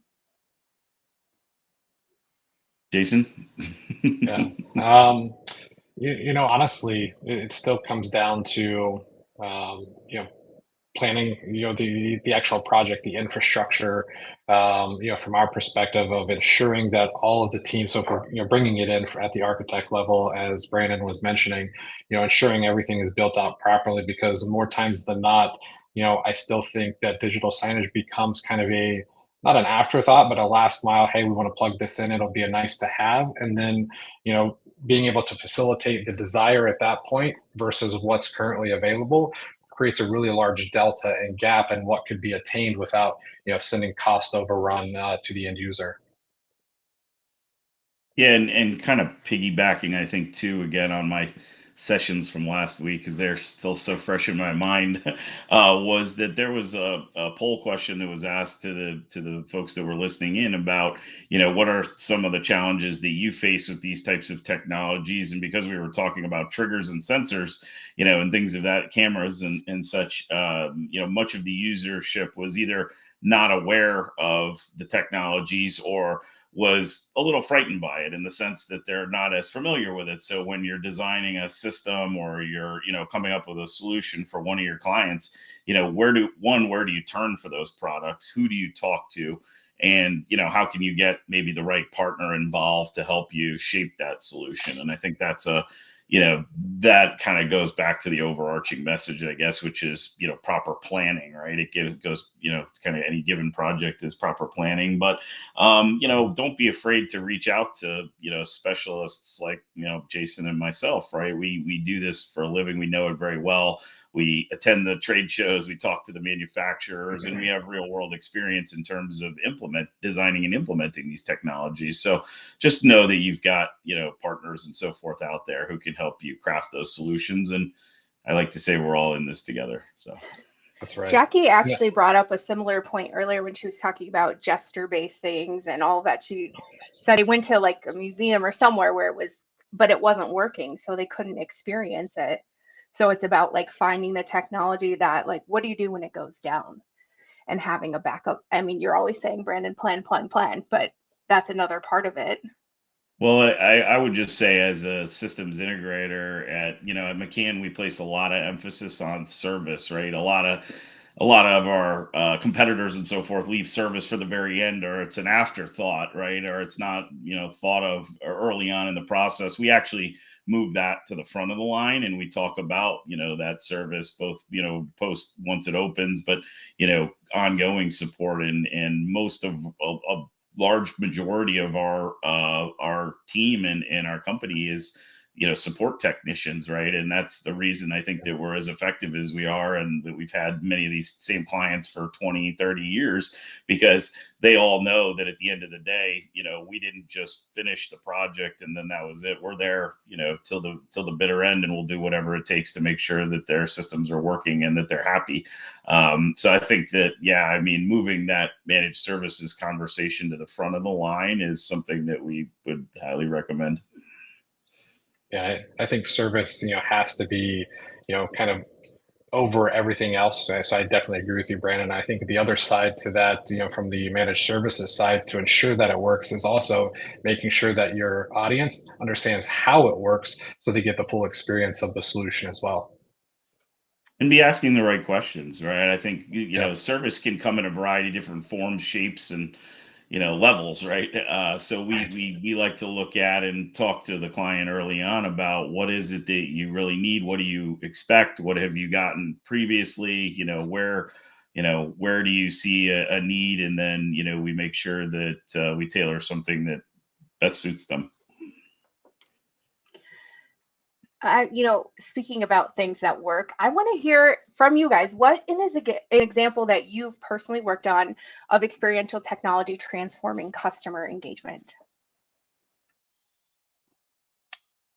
Jason, From our perspective, we had a healthcare installation where we created a very immersive exam room experience. So both for the doctor and the patient. So when you're walking into the exam room, everyone's already a little on edge, for whatever the case may be for the visit, but getting them some customized content while they are in there for you, Megan, and it's going to have some relevant information. But then as the provider walks in, they're able to gesture or touch to their display, so that then they can take what is on their laptop and get to the screen. They can dim that screen if it has a customer with light sensitivity. They can just turn it off if it's not going to be of use for that particular exam. And then as the provider is leaving, they're able to use another trigger sensor again to turn it back to its normal environment, so it's ready for the next patient. Going to the very genesis of this conversation, triggers and sensors is able to create a really unique, very tailored experience for a user or for a client. Yeah, and just to piggyback on that, all those points that Jason made are good ones, and very much in that same kind of vein. We've noticed that there's been a lot of talk about personalization, and even on this call, we've been going over how a personalized experience is far more meaningful. Being that we do a lot of work in airports, what I've been finding recently is that there's been a lot of requests for technology that is multifunctional, and it expands beyond airports. It's also very much in corporate, and we can maybe save that for later on. But in airports in general, you're either looking at setting a mood for someone, creating an experience that puts a smile on their face, makes them happy. It also has a lot to do with wayfinding, but with wayfinding, you can also tie that to revenue streams. It could be an area where it's a bit of an attraction, and it's playful, and it's fun, and it's interactive, and it's creating something for children and for adults. But it can also act as a wayfinder to drive you towards the the food court, right, or to the concessions area, right? So if you're spending more money on food and beverage because you're in a good mood and you're happy, well, to us, that's a very unique, engaging, connected experience. And so we often find ourselves talking about connected experiences, and I've been touting it for as long as anybody's been willing to listen, especially in airports. But it's to me, it's exciting, and I think that seamless journey it's only a part of that seamless journey. Yeah. I'm going to have one more question for you before we go to some audience questions. Looking ahead, what emerging technologies do you believe will have the greatest impact on the future of experiential design, and how can we prepare for these? Well, I think the one for me that stands out is the forgotten audio, because everybody is so highly focused and dialed in on video and what your eyes see, that I think we often forget about the other senses sometimes. And audio in a lot of cases can be seen as kind of an afterthought. So when designing spaces nowadays and working with experienced designers and architects and content producers and people like that, we're making sure that audio gets brought up early on, and that it can be part of that seamless integrated experience. I've seen some really interesting and neat products out there in the market recently. One that I was introduced to is an audio product that actually allows for, it's a software that can be used with any speakers, speaker agnostic, but the audio actually follows you. So it can move with you as you move from space to space. And then as you get to a certain room, it can cut off, and then another piece of audio, another track can pick up, which is really neat. But it's kind of in the same, same line of immersive audio and just kind of steering, these content experience right to the person as opposed to the larger room, right? So now you're creating that individual personalized experience, which I think people are wanting. And I hate to say it, it's because of this, though. You're so used to having your phone and this is your personalized experience, and you hold it like this and no one else can see it or touch it unless you're way out here. But that's what we've all become so used to. So having those kind of type personalized experiences, I think, is really where we're going to see a lot of these conversations going. Yeah, great points. From what we're seeing is really, creating solutions that minimize the manual lift from a digital signage perspective, and making that experience happen. So whether we are designing content from data, so in the quick service world, we're taking data that's built in, as long as it's been cleaned up and done well from point of sale systems, and generating content templates with triggers and real-time events that are facilitating that content change based upon events that are outside of a human's control, and it just happens. And we're seeing the same thing kind of trickle down into our healthcare experiences, into our manufacturing experiences, because everyone's wanting to get more dynamic data without increasing the lift of the manual labor hours that go into those systems. And so I think planning for that and how to prepare is ensuring that your current system can facilitate data binding and doing open APIs and things like that to tether into third-party systems, or if not, ensuring that the solution that you might pick to be that 2.0 3.0 solution does have that in mind, because it's only going to continue to get more dynamic as we go along.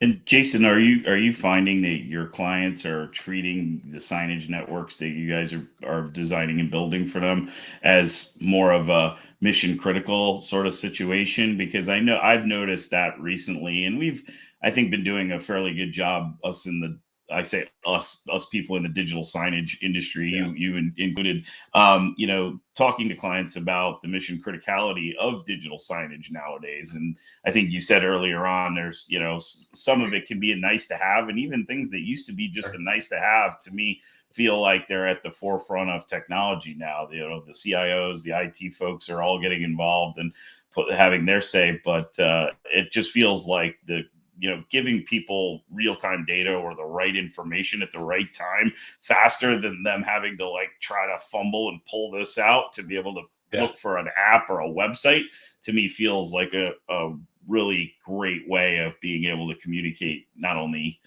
relevant information but data and so forth. Yeah, you're absolutely right. People are, it used to be, quick service restaurants or other, so that should be the normal mission critical signage. We're seeing it, transcend and even into, basic applications or into corporate or manufacturing, because the data that we are putting on there is, now a very important piece of that whole structure in the communication pipeline, that if it's not working as intended, then the success of the system is not there. So, we're seeing all of our SLAs kind of get tightened up across the board from the client's ask, and how fast can we get something that's down back up and running? Let's go to an audience question. They say display technology is constantly changing, and with new advancements like micro LED and OLED, how is that shaping the future of experiential signage? Yeah, so I think it's obviously the pixel pitches are getting tighter and tighter as we go. I've even noticed recently there's been a lot more requests for outdoor LED, and making things IP67 rated, making the pixel pitches tighter, making the products that much more durable and stronger and so forth. But even the pixel pitches have become tighter, on outdoor applications is something so that we've been seeing. So I think, LED obviously it's a commoditized product. There's a lot of it out there. And it's just about understanding, what is the best application for what you're trying to do. And, from my perspective, it's kind of taking over, right? Or it is taking over. I think, the amount of LCDs that we do, aside from just single screens here and there that kind of will always be there, or maybe in a boardroom or something. But, LED is really kind of taking that over. And I don't think that that's going to change. If anything, everything is going to be LED at some point, whether it's micro LED or it's a really fine pitch or it's, OLED for that matter. Yeah, no, I would agree 100%. Jason, I think this question is for you. Regarding the lighting adjustment for patients example, could such setting be logged and then accessible by the doctor and assistant by selecting the patient's name? Yeah, absolutely. I mean, we could have that, log be part of the session, because we're able to see all of the triggered events, and then we can, then take that and correlate it to a patient. Absolutely.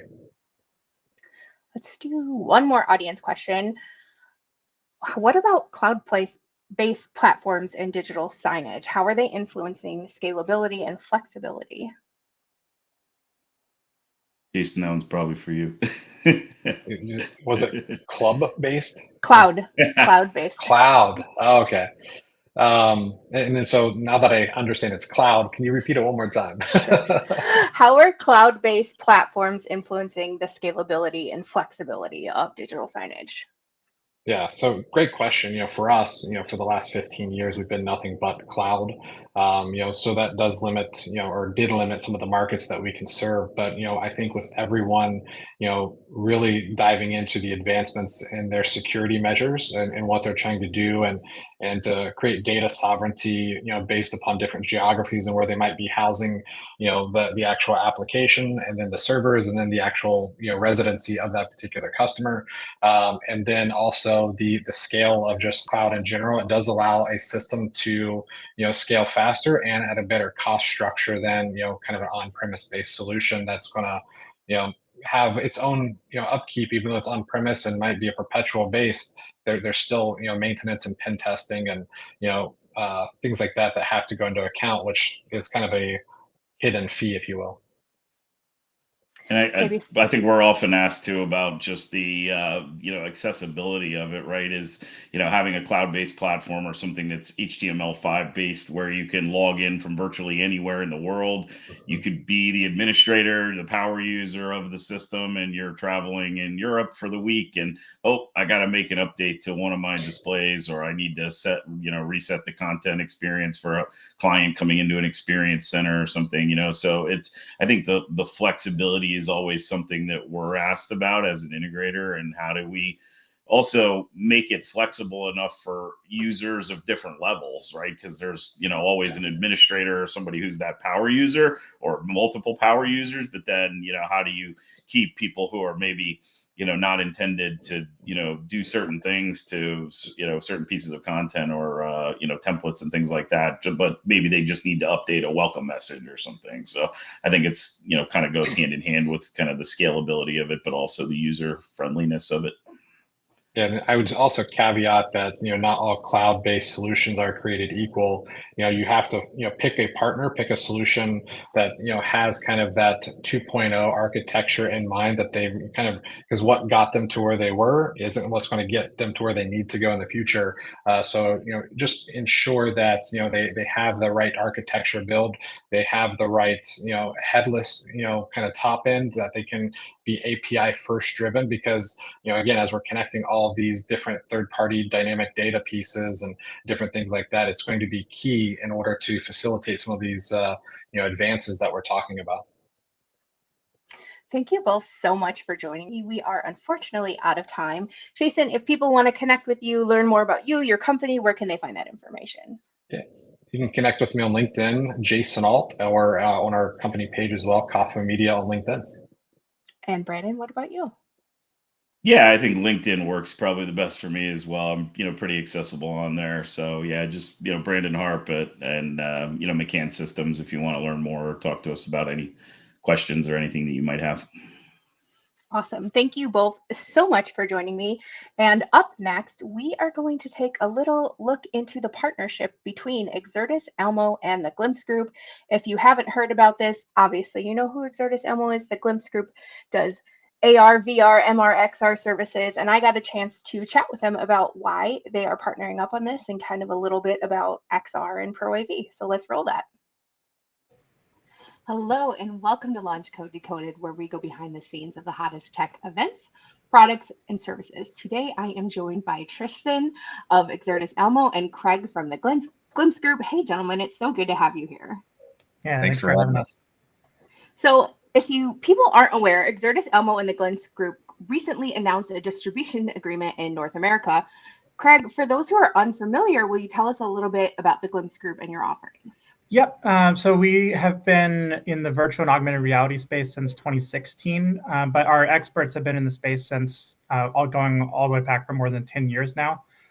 So we bring expertise from a variety of fields. So that's because we serve clients in the enterprise space, in healthcare, in defense, as well as like a lot of these scaling use cases as more and more industries adopt virtual and augmented reality. And what I'm really excited to talk about today is what we're doing with Exertis in the education space, because what we identified is that a lot of schools right now are having difficulty adopting virtual and augmented reality and aren't really sure how to use it in the classroom. So for example, there's usually two types of customers that we've identified.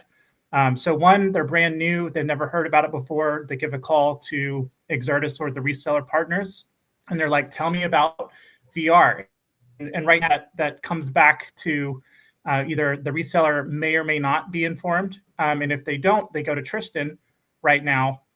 And then from there, what we've done is Tristan and I are partnered between Glimpse and Exertis to be able to bring a fully holistic solution to enable those resellers to make the sale and be able to quote a full solution on the spot instead of having to go through this full process of, well, let me ask someone first. And what that is being able to offer things in channel to where we're enabling professional development services where we can come in and teach the teachers what they don't know and really help them get started. So that's client number one, is they're just trying to figure out VR for the first time. Client number two is the reseller has sold VR in the past. And then when they go to re-up or sell more the next year, they're like, oh, our VR headsets aren't being used. And what we found is that because there usually isn't professional development, or maybe they are only taught how to turn on the devices, they don't actually understand how this emerging technology can be integrated in the classroom in a way where the teachers are confident and feel empowered on when is this appropriate to bring into my curriculum that I'm teaching, or they're not even aware of all the software and solutions that are out there that can aid them in the classroom to help those kids get more engaged with the content and get those learning outcomes in faster time. And what I mean by that is with VR, you easily see like 1.5 times of terms of like retention, wanting to be engaged with the content. But the professional development piece is part of what this package that Tristan and I put together. The second piece of that package is software. So for example, what we just demoed last week in Anaheim was the Medical Assistant Skills Lab. And this is software that teachers, either if they're doing a CTE program, trying to do vocational skills and prepare their students for the workforce, whether that's as a medical assistant, allied health program, in just general career exploration of what is it like to work in a medical field, they're able to do this in VR. And the 33 skills that are in this particular software package are nationally accredited and align with the different exams that you would take to be able to practice as like your externship to become a fully certified medical assistant. And we already have high schools that are using this as a part of a 3-year program where the students are taking lots of typically what you would see on almost like a pre-med at a college level, at the high school level, or even at a community college. And in some cases, they're using this for dual enrollment. In some cases, they're using it for their health sciences program. In other cases, it's for career exploration. So that's just like one example of the type of software that we're talking about. And we're happy to, as a part of the professional development, we go through a lot of different areas. So how VR can be used in your science program, and help you get access to science labs where otherwise you may not be able to afford that kind of equipment in the lab, and even have AI powered like solutions in there that can do things like, because you would think like, okay, if I'm learning how to do a chemical reaction inside of VR, that maybe you just do it and it's like pre-programmed, but the AI enables this software to be able to know, okay, based on this many grams of what's in this chemical reaction, this is going to be the result, and actually be able to generate what would actually happen in real life. And that's the cool simulation of the kinds of things going on. And from our end, we want to be able to help the educators understand these kinds of solutions that are out there that can help them reach their students affordably, but also get better outcomes for them going forward. So that's really the main thing. So that's, I think that answers your first question. Yeah. Tristan, how did you guys link up with Glimpse Group? So I won't dig too deep into the weeds, but when I started in this role, my role is technical sales specialist for the XR extended reality category. When I had first started, it was kind of just focused on hardware. But quickly, as I started to work with more people in the ecosystem and more partners, I found out that that's just one small piece of the pie. And that's kind of where I really started doubling down on reaching out to people like Craig and other software partners to basically build out what I call a VR ecosystem. This doesn't just include hardware, as I mentioned. I call it VR solution selling, if you want to use that cool niche term. But this includes us as the distributor, kind of fully packaging a solution for the verticals that we're already working in, and especially Craig emphasizing the EDU side. That's really where we're harping on this partnership, because they're between the professional development and the software content combined. It's kind of a home run for end users, for schools that don't have a lot of skin in the game on VR. So that's kind of where we come in, offering a full suite of a hardware solution, which I'm not sure. I think we didn't do an interview on it, but we did a press release back in January of 2024. Pico VR, who is a pretty well notorious enterprise/education VR hardware solution. And then, so your three pieces of the pie, you have your hardware, which I just mentioned, Pico, and then your software, which is someone like Glimpse that we can tag onto that. And then last piece is our service offerings, which would be, for example, preloading Craig Glimpse Group's content onto the headset in our warehouse. So then basically it's a, plug and play scenario for the end user and for our reseller. So the reseller doesn't have to be the expert. They can lean on us, the distribution partner, and Glimpse to kind of piece that entire solution together for them. Because in an emerging market like VR, for example, where, it isn't quite, it's getting to the point where it's established, but it's still early in its development. Nobody is an expert on the reseller, on the integrator side. So we want to fit that glove, and that's exactly kind of why I'm so excited to get this partnership off the ground with Craig and get it out to all of our resellers and end users as a potential add-on solution. Kind of lastly, another point on our, obviously the meat and potatoes of Exertis Almo, as you guys know, is audiovisual technology. These verticals that we're working in already, obviously, as I described, the K through 12 higher ed EDU side, we're already, we have a very heavy presence in that vertical. And this VR is just like an add-on sale that we can add on to all that classroom technology, the projectors, the large format displays, the audio systems that we're already selling. So the relationships are already there between our sales reps that I help support, the reseller that's in the actual school. We already have those relationships. So it's kind of just, like I said, a smooth and, well, I shouldn't say easy, but an additional add-on sale. Just, getting my reps trained to just ask the question, what do you guys, have you ever, entertained VR before as an alternate learning mechanism, for example, just asking that question. And a lot of the times you'll be surprised what these end users come back with, like, oh, we do have some budgeting on the side that we were thinking about, implementing something like that. And then that's where the reseller reaches out to me. I get Craig involved, and we kind of build that full solution for the end user or for the reseller, both sides of the puzzle. So just overall, more adoption of the technology in a market that right now, it's just barely breaking the cusp of the water. And, there's a lot of growth in this industry. So we're really excited to get this partnership pushed out to our reseller, our integrators, our resellers, and obviously end users. It's exciting new, I know, today's the day, It's an exciting new partnership, and we're so thankful that both of you joined us today. Tristan, if people want to learn more about you or Exertis Almo, where can they find that information? You can find me at LinkedIn for starters, Tristan Aldinger. It's Tristan Aldinger, Aldinger. I'm always posting some new updates on kind of what we're cooking over here. So feel free to, connect with me on LinkedIn. And then our website is www.exertisalmo.com. Real simple. And just, outreach is simple. If you can't get me directly via a LinkedIn message, just call our main phone line and someone can get you connected with me. And if they want to learn more about Glimpse specifically, obviously I can get Craig.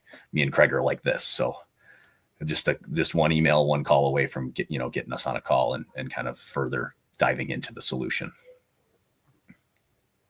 Craig, what about you? Yep.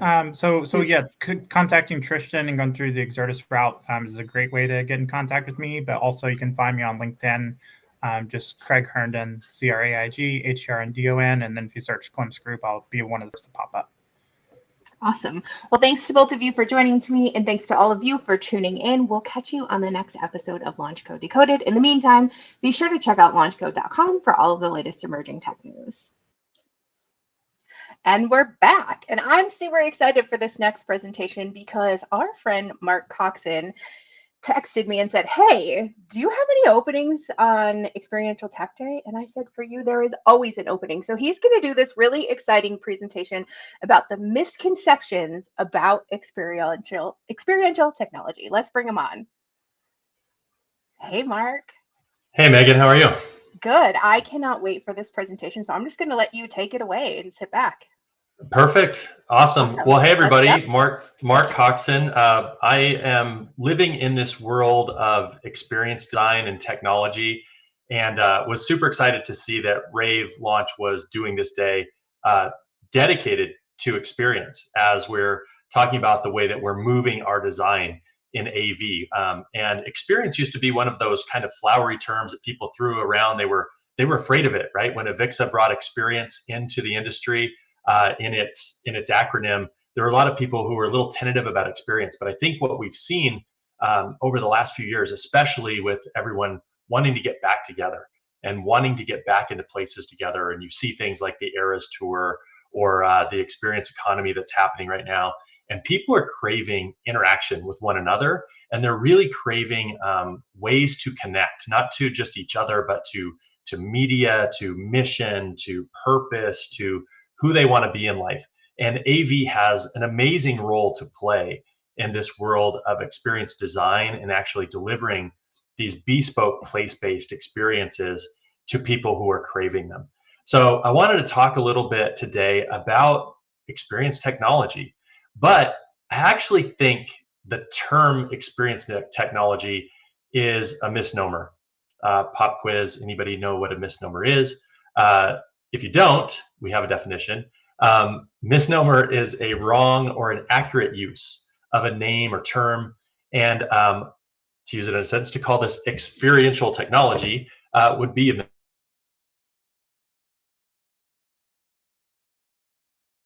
no technology on its own actually creates an experience, right? A lot of times we think about experiential technology and we just think about things that are big and bold. Maybe we think about spatial audio, or maybe we think about a 400-inch screen, or maybe we think about 3D, or we think about immersive projection mapping or things of that nature. But do those things on their own really create an experience? If I use that technology in a vacuum, do I really create the impact that I'm looking to create? What if I said that 2 screens and a credit card reader could be an experience? Would that make sense? Would you really think of 2 basic displays and a credit card reader as experiential technology? I wouldn't, but this video might make you think a little bit differently. Since 1958, the relief organization Miserior has been creating self-help initiatives for the third world. In the fight against poverty and injustice, every euro counts, and it's clear that even small donations can make a big difference, though very few people know this. The simple solution, the one thing that people always have with them, a credit card. Last year, over 40% of all payments in Europe were made with one. With this in mind, Miserior developed the Social Swipe, the first poster that accepts credit cards. The poster makes giving easier than ever before, and you can see the results.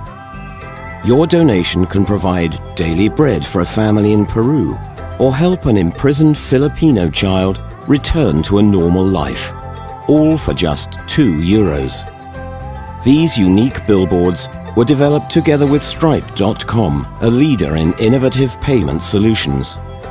The posters initially attracted people's attention in international airports, but stayed with them long after. When donors received their credit card statement, they were asked to turn their one-off donation into a monthly donation. It's a small gesture that makes a big difference. The Social Swipe, making giving easier than ever before. Okay, so this isn't meant to be a pull for your charitable donation or a commercial for the charitable organization that was shown in the video, although I think they both have merit for sure. But what it is meant to show is that you can use some pretty basic technology to create an experience, to create a draw for someone to come up and interact with your content and to actually do something. And so when we talk about experiential technology, we really want to think about technology in this way. So if we're thinking about experiential technology, number one, we have to get someone's attention. So that's usually where the big screen, the spatial audio, some of those big wow moments come from, but they don't always have to be these big wow moments. But we need attention. First, we need attention. We need a draw. We need a hook, right? And then we actually need to then share some information. So it goes from attention to education, to awareness, whatever that happens to be, and then from there to action, right? And because really in experience design, what we're looking for is impact and outcomes. So I tease all the time that I've traded my IO. My IO is no longer inputs and outputs. I don't care about the goes intos and go out ofs. I do at some point when we actually have to execute the vision, but my first and primary concern is not input or inputs and outputs, but is impact and outcomes. So what impact are we looking to make? And then what are we wanting people to do? Are we wanting them to change a mindset? Are we wanting them to give to a charity? Are we wanting to create this emotional appeal or this draw that then inspires action and actually gets them to do something, or maybe changes who they are or changes their viewpoint on the world?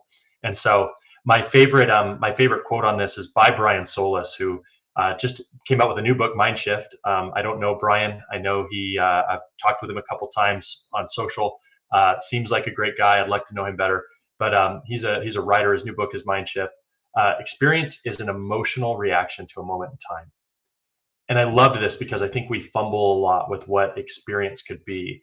And I think this really plays on even the Maya Angelou quote that we're all probably very familiar with, that people will forget what you said and what they saw, but they won't forget how you made them feel, right? And I think that's a really important thing to remember when we're talking about experience design, because really what we're looking for, and as we think about the reactions we want in people, we really want to go from wow. Most people start with wow. They have this wow moment that they want to do. And yeah, I'm sorry, I skipped ahead. But they have this wow moment. We had two people fumbling the experience here in the background. My fault. But we really want to go from this wow moment. Like, you get someone's attention, something's big, it's bold. You have billboard advertising, 2 or 3 words, that 8-second attention span to really draw someone in and make them look up from their phone or look away from what they're doing, say, wow, that's really cool.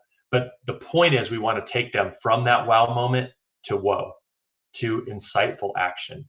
Like, I really need to do something about this, right? So we want to make sure that we're getting to the point where, like, wait, this requires me to actually be an active participant in this experience in order for it to come to fruition. It's not a show that I watch, but it's something I'm involved in. And I think if we really think about that from the side of experience design and thinking about experience technology, really what we're looking for is how are we creating transportive narrative, right? Like, how are we creative narrative transportation? How are we putting the person that's watching or taking in that experience into the main starring role, into the hero role of the story? And that's really where we start to get an immersive experience that people will share, that they'll be able to take with them when they leave, and that will actually create the impact that we want as an organization, as a charity, etc. So as I talk about that, let me give you an example of one place where a customer came to us looking for a technology solution, and we're able to reframe kind of that conversation through the lens of experience to really find out exactly what they were trying to do. So with that, I will take you on a little campus tour here. So if you're an integrator out there in the space, you know that a lot of our initial conversations can come through some of our partners. So this actually happened to be a conversation that was brought about by a relationship with an architect that I had. And an architect was working with this school, and the school was looking for some help with technology. We had a quick 15-minute meeting at the architect, and then that turned into an introduction to the operations, the chief operations officer of this university. So I went into the university, and as most customers will do, I said, "Hey, Mark, my architect says you're my technology guy. What technology should I be using on my campus?" Great question. And my answer to that was, I don't know what you want to do. So the first thing that a lot of times we have to do is, maybe somebody has an idea in their head about what's going to deliver the impact and the result they want. But if we're not really on the same page as them as far as, like, what are they trying to accomplish, we really can't do our jobs as good integrators, system designers, et cetera, to make sure that we're designing a system that actually accomplishes the goal, the first goal. And so a lot of times I will have people just back up a little bit. And that's exactly what I said. I said, I don't know exactly what you're trying to do. What are you looking to do? And he said, well, what happens is I have students who come to campus, and they'll come here and they'll take our campus tour. And the campus tour is a big investment in time. It's a couple hours. We have somebody that walks with them. You know, it's an investment on our part. It's an investment on the student's part. We go through the campus. We talked about the programs and what we can do for them. And a lot of times they'll go visit maybe another school, a competing school. And we want to make sure that they remember being here, and that they come back when it's time to spend their enrollment dollars. They come back here and actually enroll in our university. I said, well, that's great. That's a great goal and a great outcome. I said, what you and I should do is we should take a campus tour together. And he looked at me and he said, I've been here 7 years and I've never been on a campus tour. So you have someone who's looking to make an impact with technology on a process that's working for them in some capacity. They have students, but doesn't actually even understand what happens on the campus tour itself. So we made an appointment as prospective students.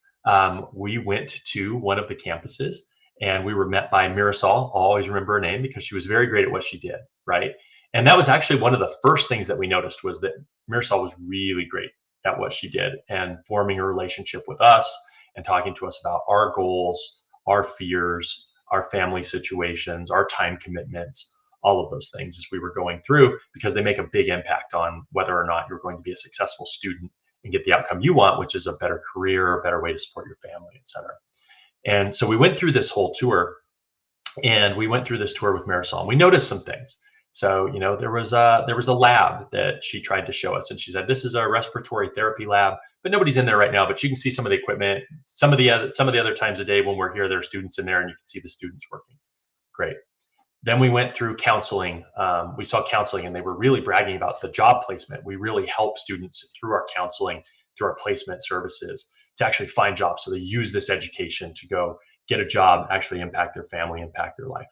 That was a great piece. And as we walked through the campus, there were some analog posters of just different companies where maybe students had landed during different graduating classes. So 2023 poster, we'd pass that and you'd see some companies that they went by. And then 2024 poster in another place, you'd see that go through. So we're walking through campus, and then we ended up in financial aid. And as we were sitting there looking at financial aid, they said, yeah, a lot of our students actually are really worried about how they can afford to go here. And so they had these testimonials, and they were letters of people who had went through the financial aid process and were able to find a way to afford this education, and what a difference it made in their life was. And they were some really powerful testimonial letters that were there. But what we noticed was, those testimonial letters were pasted to the wall in a bulletin board.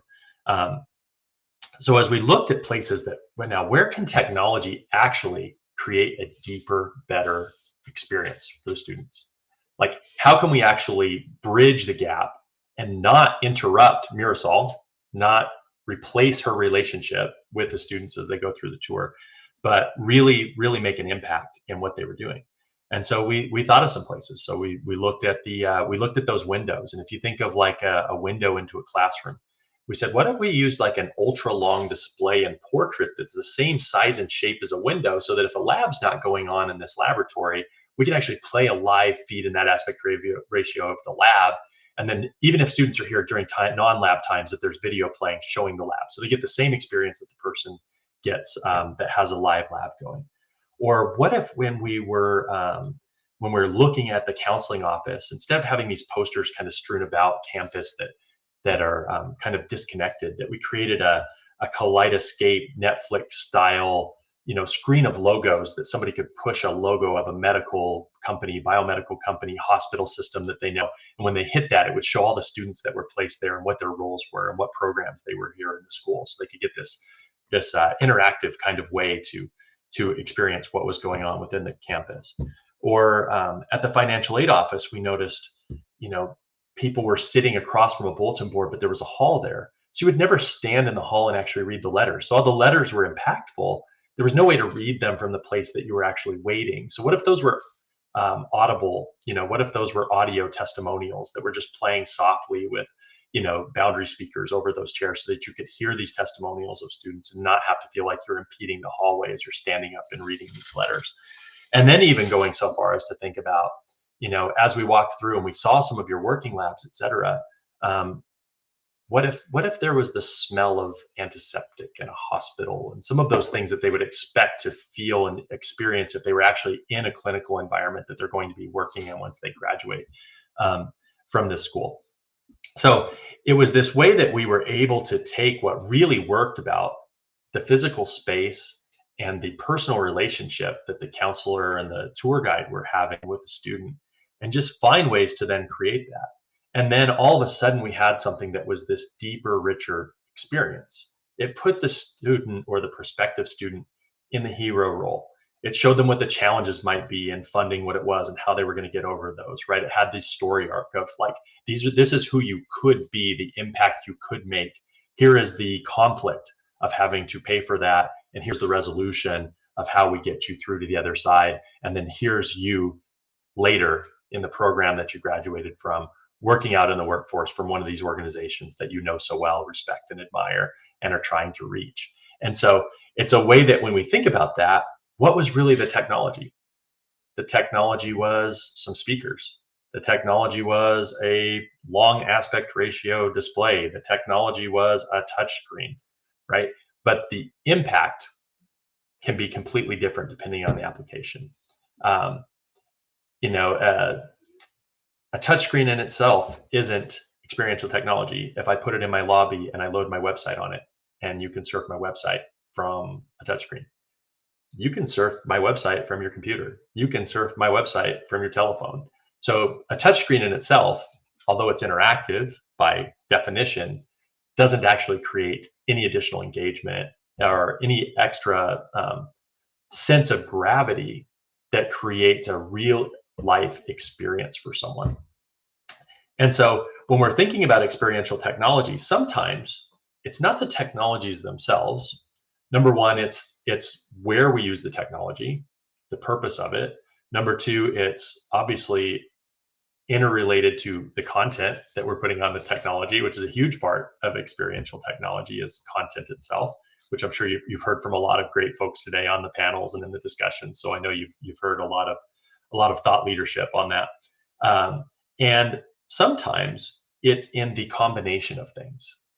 So we work a lot with corporations that build executive briefing centers or build customer experience centers or innovation labs, things of that nature, where people are traveling in to meet with a customer or with their company for a whole day, sometimes within their facility.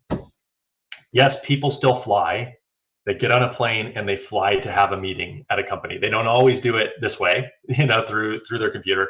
For really important meetings or for things that are intangible, for things that have impact, people are still wanting to travel, meet face to face, and co-create solutions with each other. And so these experience centers are starting to become more and more popular out in the space with many of the companies that we work with or work for. And the reason being is that people are craving these place-based experiences as well as a real way to develop relationship. But when we're looking at those, a lot of times what we're looking at is how are we actually combining technologies to create novelty? Because novelty is a great way to create a bespoke experience. So, I was kind of joking the other day. We had a panel on this with some folks that run executive briefing centers, and we did a workshop with some of them, and we talked a little bit about a jungle. So let's say I walk into a room and I've got a screen. It's got some really beautiful content of a jungle. Do I feel like I'm in a jungle? Not so much, right? Then I look around and I take that screen and I expand it out and I do a 3 projector blend that goes around the room, gives me a 270-degree view of jungle, top, bottom. Let's say I even hit the floor and I hit the ceiling with that, and I've got this immersive cube that I'm standing in. At that point, do I feel like I'm in a jungle? Maybe visually, or maybe you start to visually. But if every time I take a step, my feet clack on a hard tile floor, it breaks that experience, right? So now if I have soft flooring that's dead, it feels soft, it looks like leaves, it doesn't reflect light like a tile floor does, it's not creating those reflections. Now maybe I'm actually pulling some 3D fabrication out from the walls, where I have maybe some faux trees that are parsed between the screens that are showing things moving around. I'm using light that changes or varies and creating a dappled sunlight effect on the floor as I'm moving through the space. Now do I start to feel like I'm in jungle? Probably a lot more, right? Especially if I can smell wet earth, right? Or I can smell rain, or I can smell some of those things, or I'm hearing spatial audio. AI generated audio is a great tool for experience right now, because humans are we're kind of slaves to pattern recognition in a way. We hear loops really easy. So if you've ever been to Rainforest Cafe, you're like, I'm eating dinner, and then cue parrot, and then 15 seconds later, cue elephant, cue gorilla, right? And then that goes through. And if you're there more than a half an hour, you hear the loop again, and you hear the loop again, and you hear the loop again. AI is a great tool in that we can take all of these little components, different kinds of birds chirping, insects, wind, leaves rustling, and AI can actually generate these biophilic soundscapes that don't loop, right? They just continue to ebb and flow and move naturally, just like our natural world does. And it doesn't break down that illusion of the loop and the pattern that we're in. So as we start to stack all these senses, then all of a sudden we get transportation, right? And again, have we used anything that's quote unquote experiential? Not so much. It's more techniques than it is technology. And it's more of creating this novelty and this sense of space through those things. The great part about that is that if you know anything about neuropsychology or neurolinguistic programming or behavioral psychology, the more specific a moment we can create and the more memorable that is, if we deliver something emotionally impactful in that environment, it sticks more, right? And we can either use the environment to recall the action, like the next time you're in a jungle, if you delivered a a powerful message in that space, you would probably remember that message. Or the opposite, when you hear that message, you remember being in the place, right? And so there are these great ways that what you can do is you can build on the ethos of people that are coming in. So if you know the demographic of the people that are coming in, what their shared experiences are, maybe what was relevant in their pop culture, et cetera, and you can use that nostalgia and that common kind of ethos of those people in that audience. You can find ways to take things that most people, not everybody interprets the world the same way, but you can find things that most people interpret very similarly and then leverage those to get an emotional reaction and then deliver your message in that emotional reaction state so that it actually moves forward. What I would say on that is there's one thing to be very, very careful of when you do that. And that is that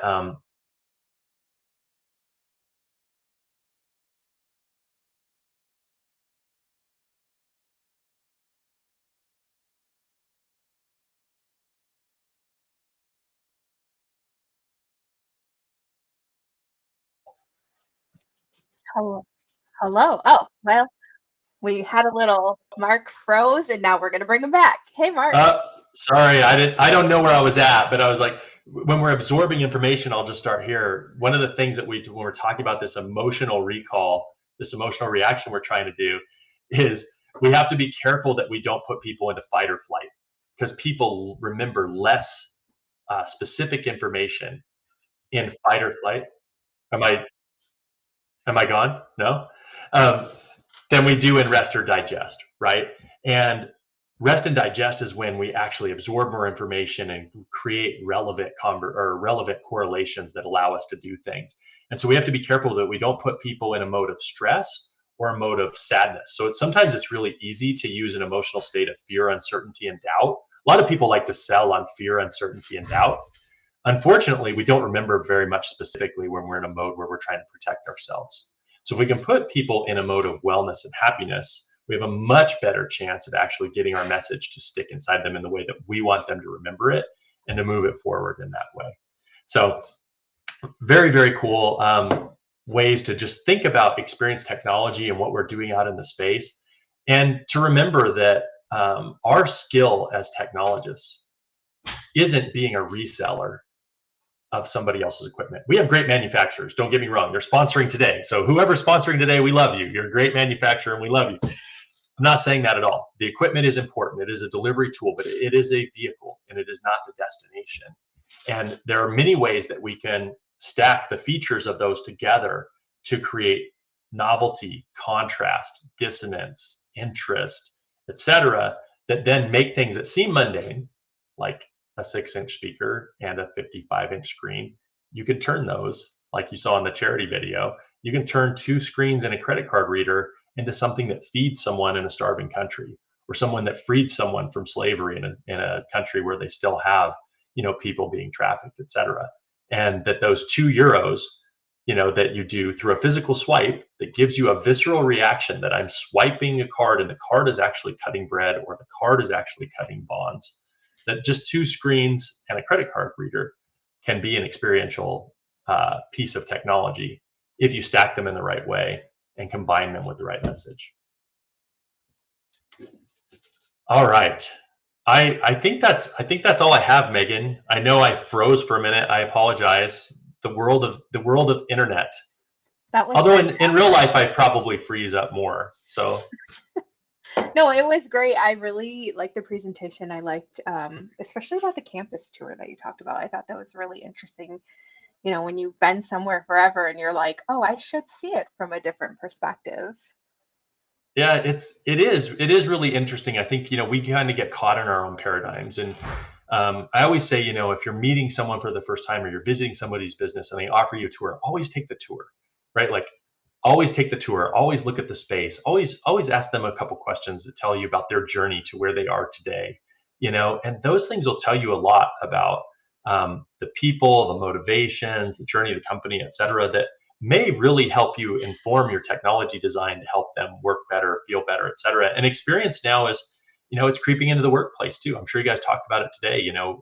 Companies are looking to connect their employees back to the mission of the company. So, if you're in IT, they're doing digital signage in the building that shows the impact of your pharmaceutical company on the lives of people that you serve.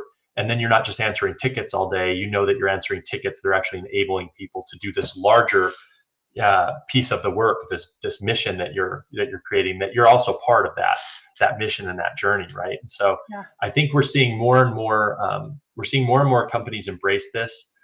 It's not just a ping pong table and bring your dog to work day anymore. That's not experience, right? That's not culture.